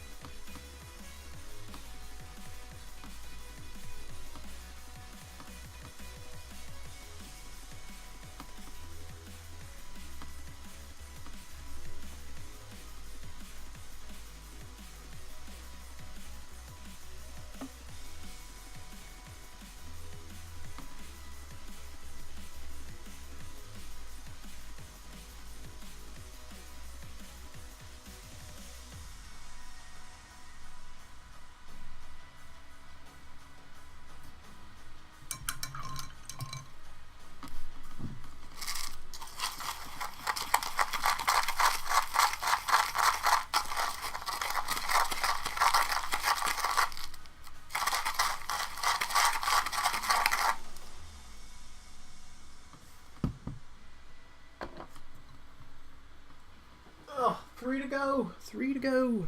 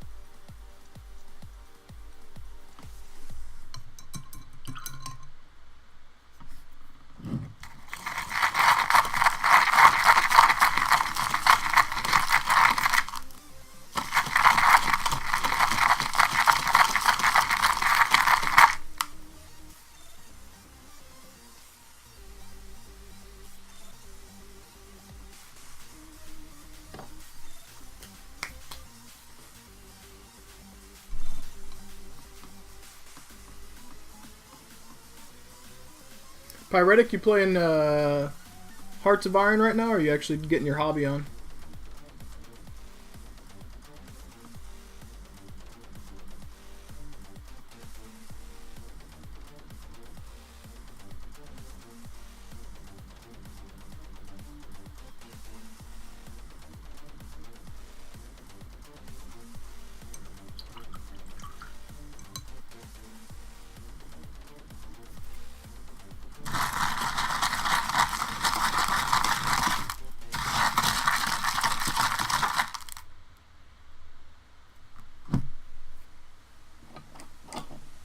Nice. I do like the new models. I didn't like the price on the HQs, but they do look good. I'll give them that.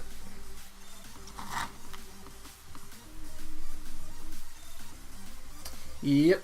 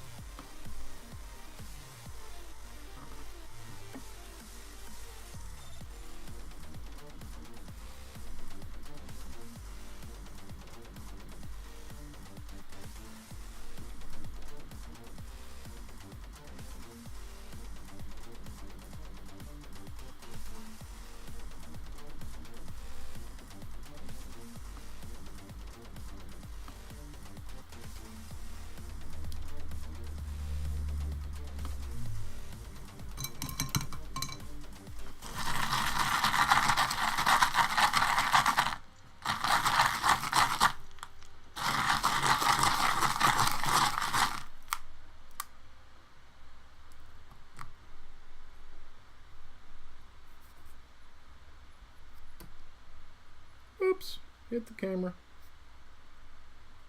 Don't like that big rock there. We want something smaller in there. Apparently another big rock took its place. That's fine. Should work out okay.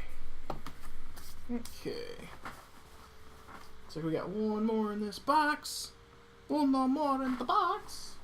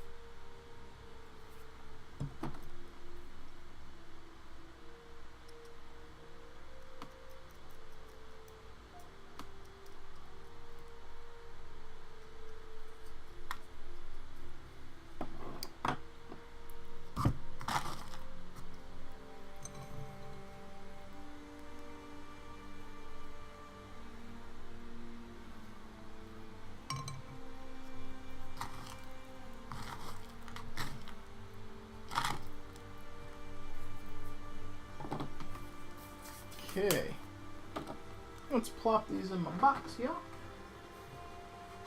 So we can work on getting these Centurions based real fast.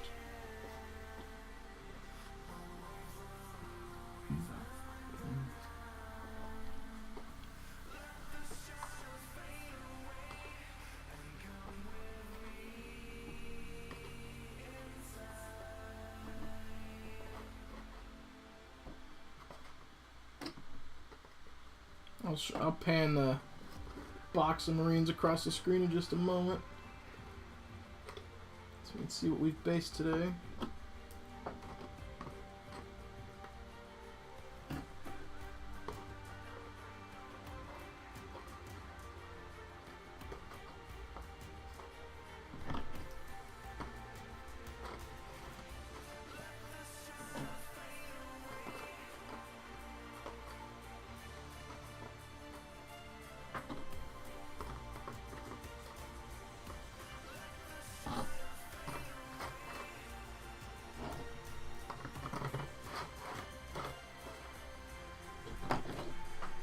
Quite a few little yellow bros here that I'm putting in this box lid where I store them while I'm working on them. There is a bunch.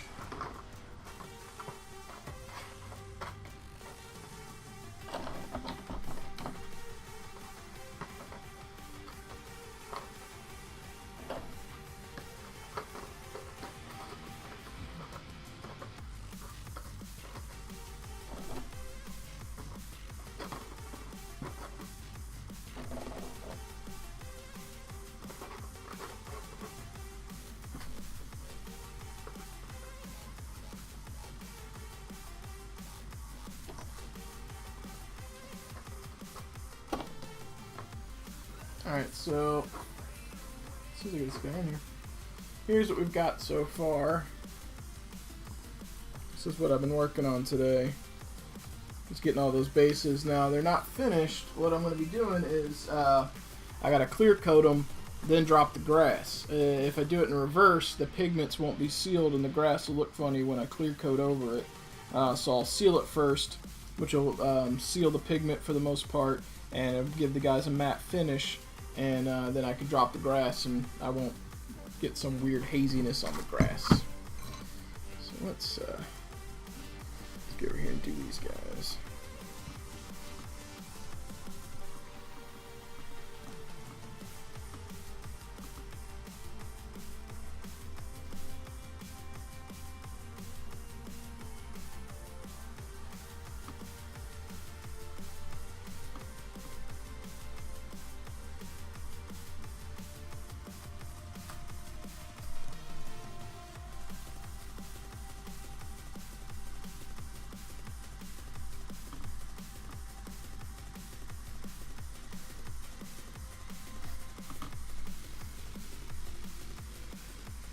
Not a big fan of Centurion models. I think they look a little funky, but I do like the hazard stripe tubing, or when you can paint the tubing with hazard stripes anyway. And I really like doing that because it looks really cool.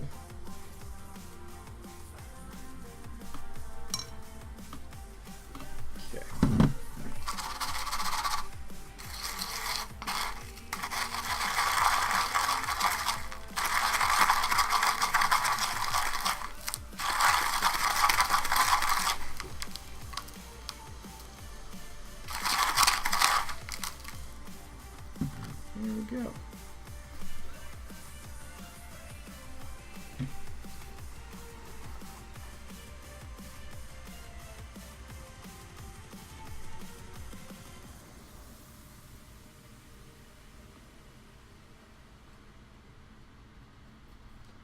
Okay.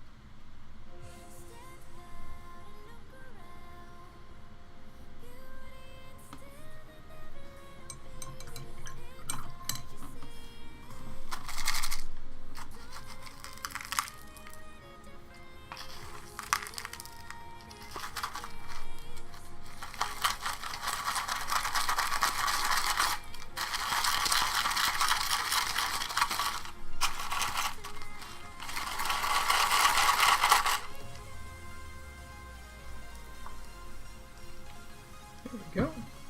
Looking good.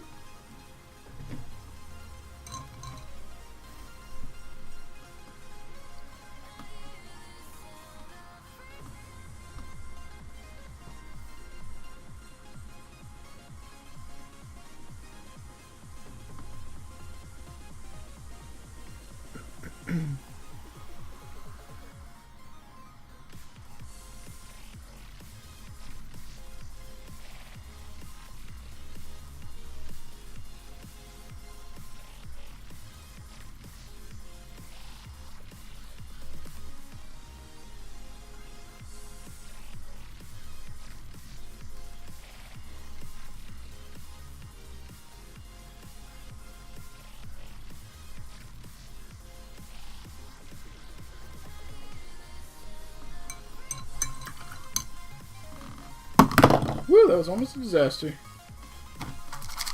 You guys didn't see that, right?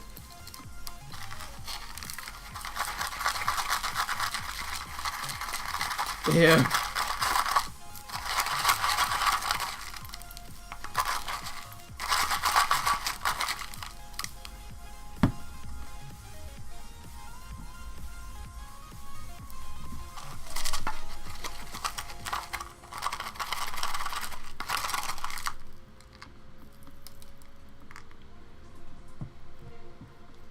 Yeah, exactly.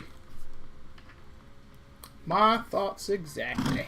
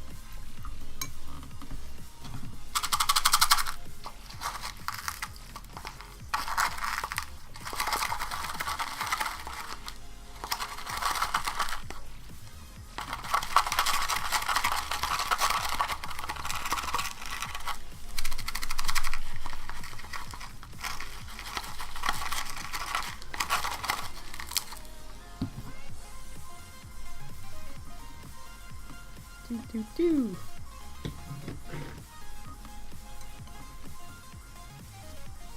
Looks like we got this guy and 4 more Centurions to go.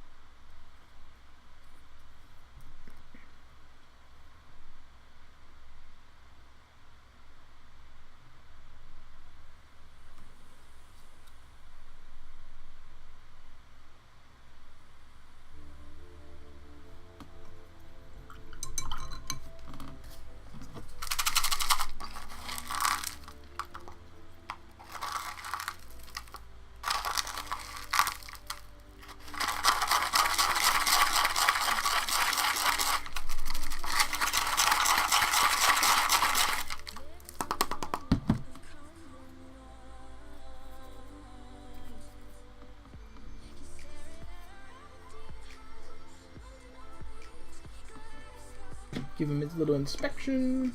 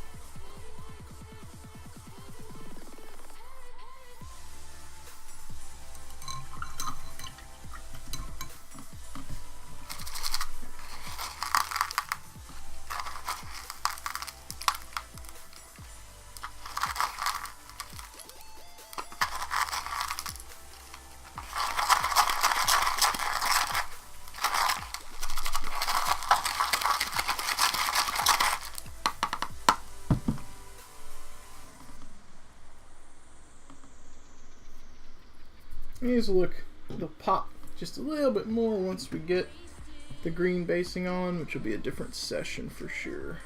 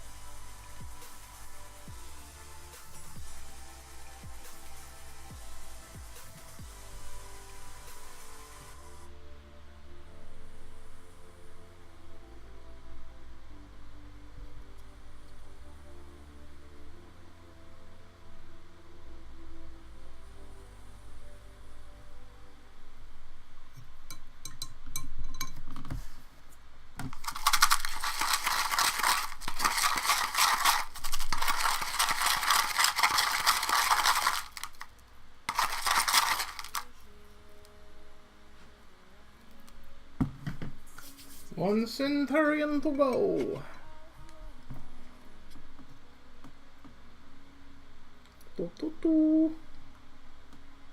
We got this.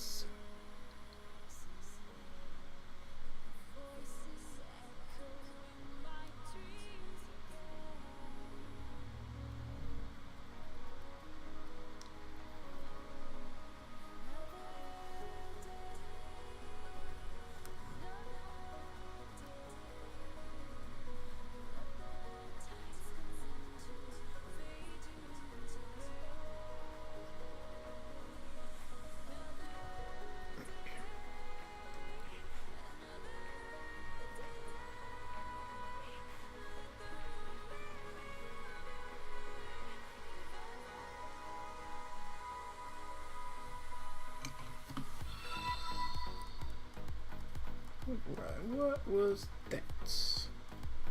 Something just popped up.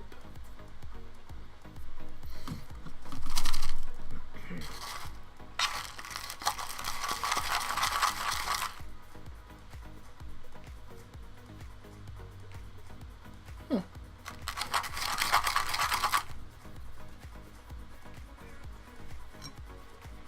Let's see. I'm not sure what just popped up. Did not come up for me.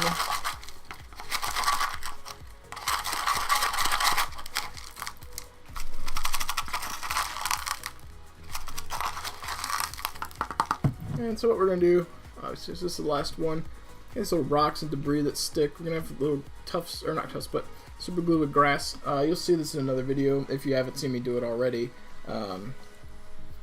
And then I'll come in and I'll paint this ring black. And then the base will be done. So, but he is almost finished. What do I still have over there that needs some some basing? Let me look. I'm almost finished with the whole army base-wise at this point. Makes sense to kind of wrap them up while I'm sitting here, right? Right? Let's see how I finish these guys off. I got 1, 2, 3, 4. I got 7 infantry that I missed. Yeah. I was going to get off at 10, which is now, but I think I can meander through a couple more models here. Might as well finish them while I got them out, right?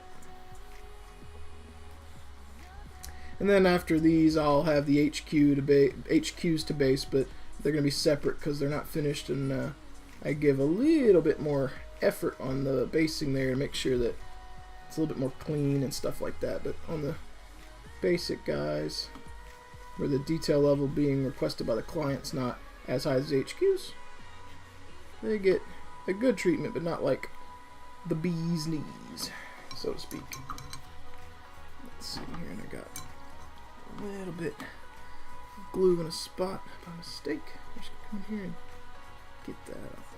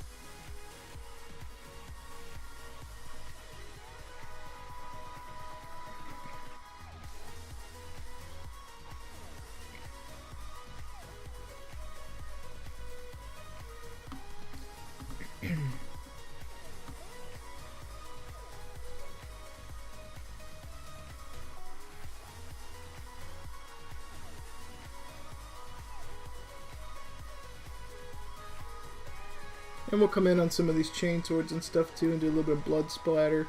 Make them look like they've swung through something.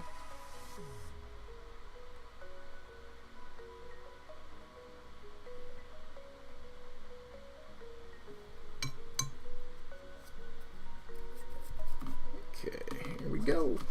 Into the base mix.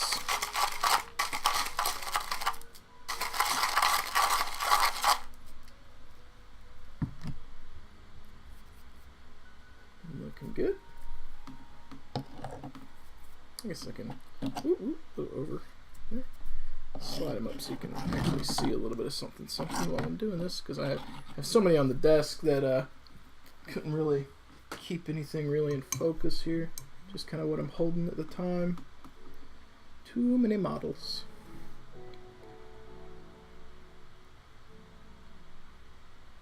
And this is my favorite of the heavy bolter Marines because he's got the stern guard veteran heavy bolter, if I recall. So he doesn't have the backpack with the drum, just the kind of, I guess more maneuverable heavy bolter setup, which I think is kind of cool.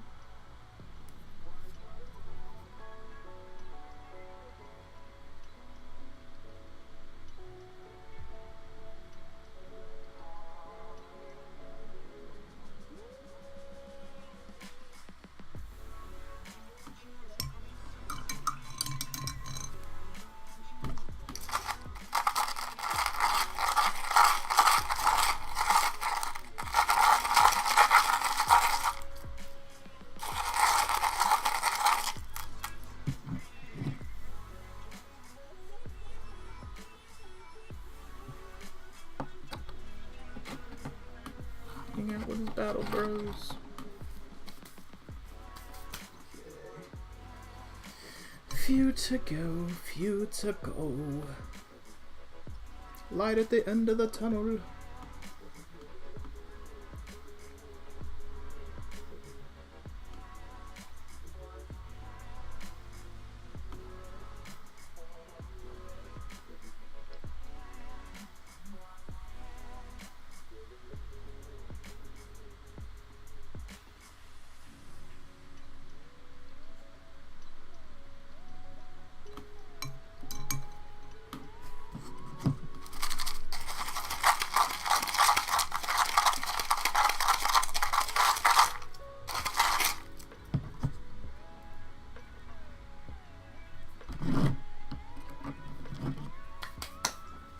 Tres más.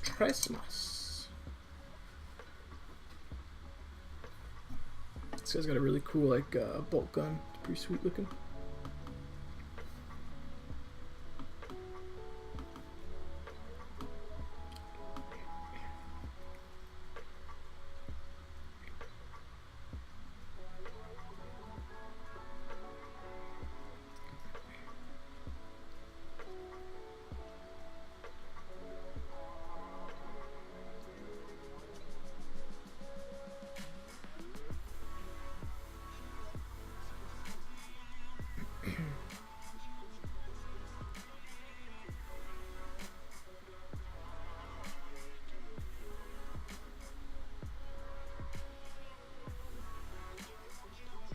So I hit the spot that I didn't want, so let's come in here and clean that up.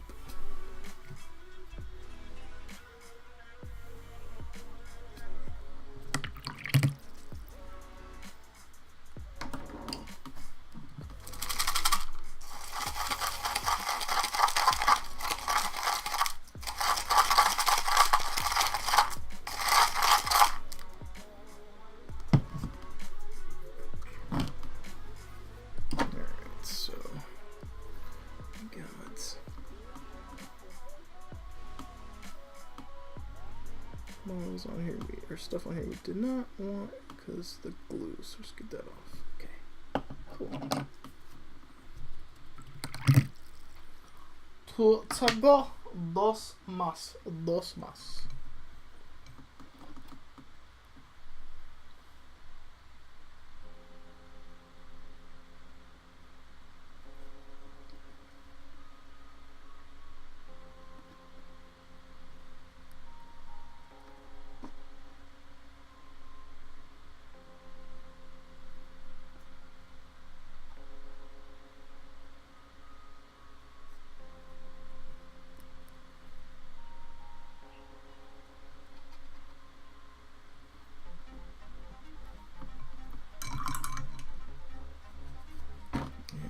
Also hit something on this model with glue I didn't want to hit.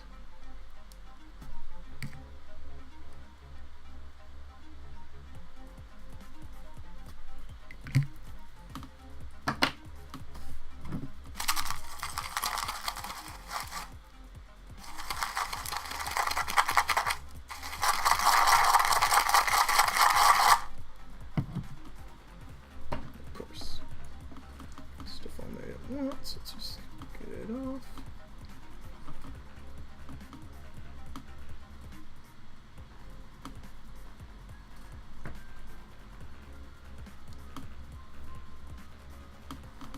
Cool.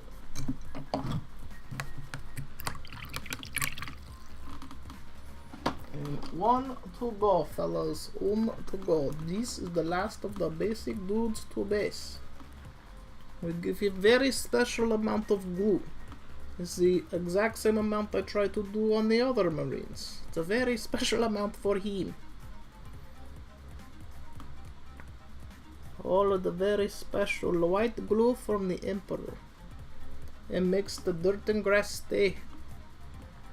I don't know what kind of accents I was just doing. It just sounded funny.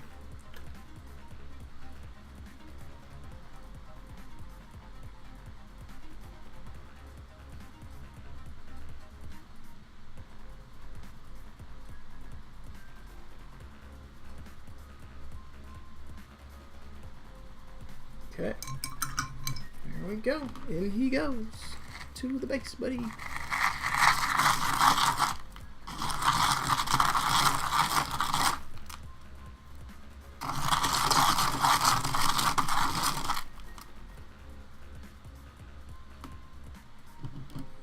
He's done. All right, sweet. Do a quick refresh on this page real quick, fellows.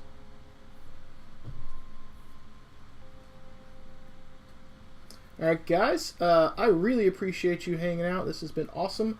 I think I'm getting ready to dip out and at least grab something to drink. I am freaking thirsty. But it looks like I'm at 99 followers. My goal by Tuesday was 100. I think we'll make it. So all you new guys, I appreciate it. Everyone else who has been popping in to support it. Thank you for hanging out, and hopefully you guys will win some cool swag in the near future. So, but I'm gonna pop off. I'll be on some video games here in probably the next half hour or so. So I'll see you guys in a bit. Take it easy.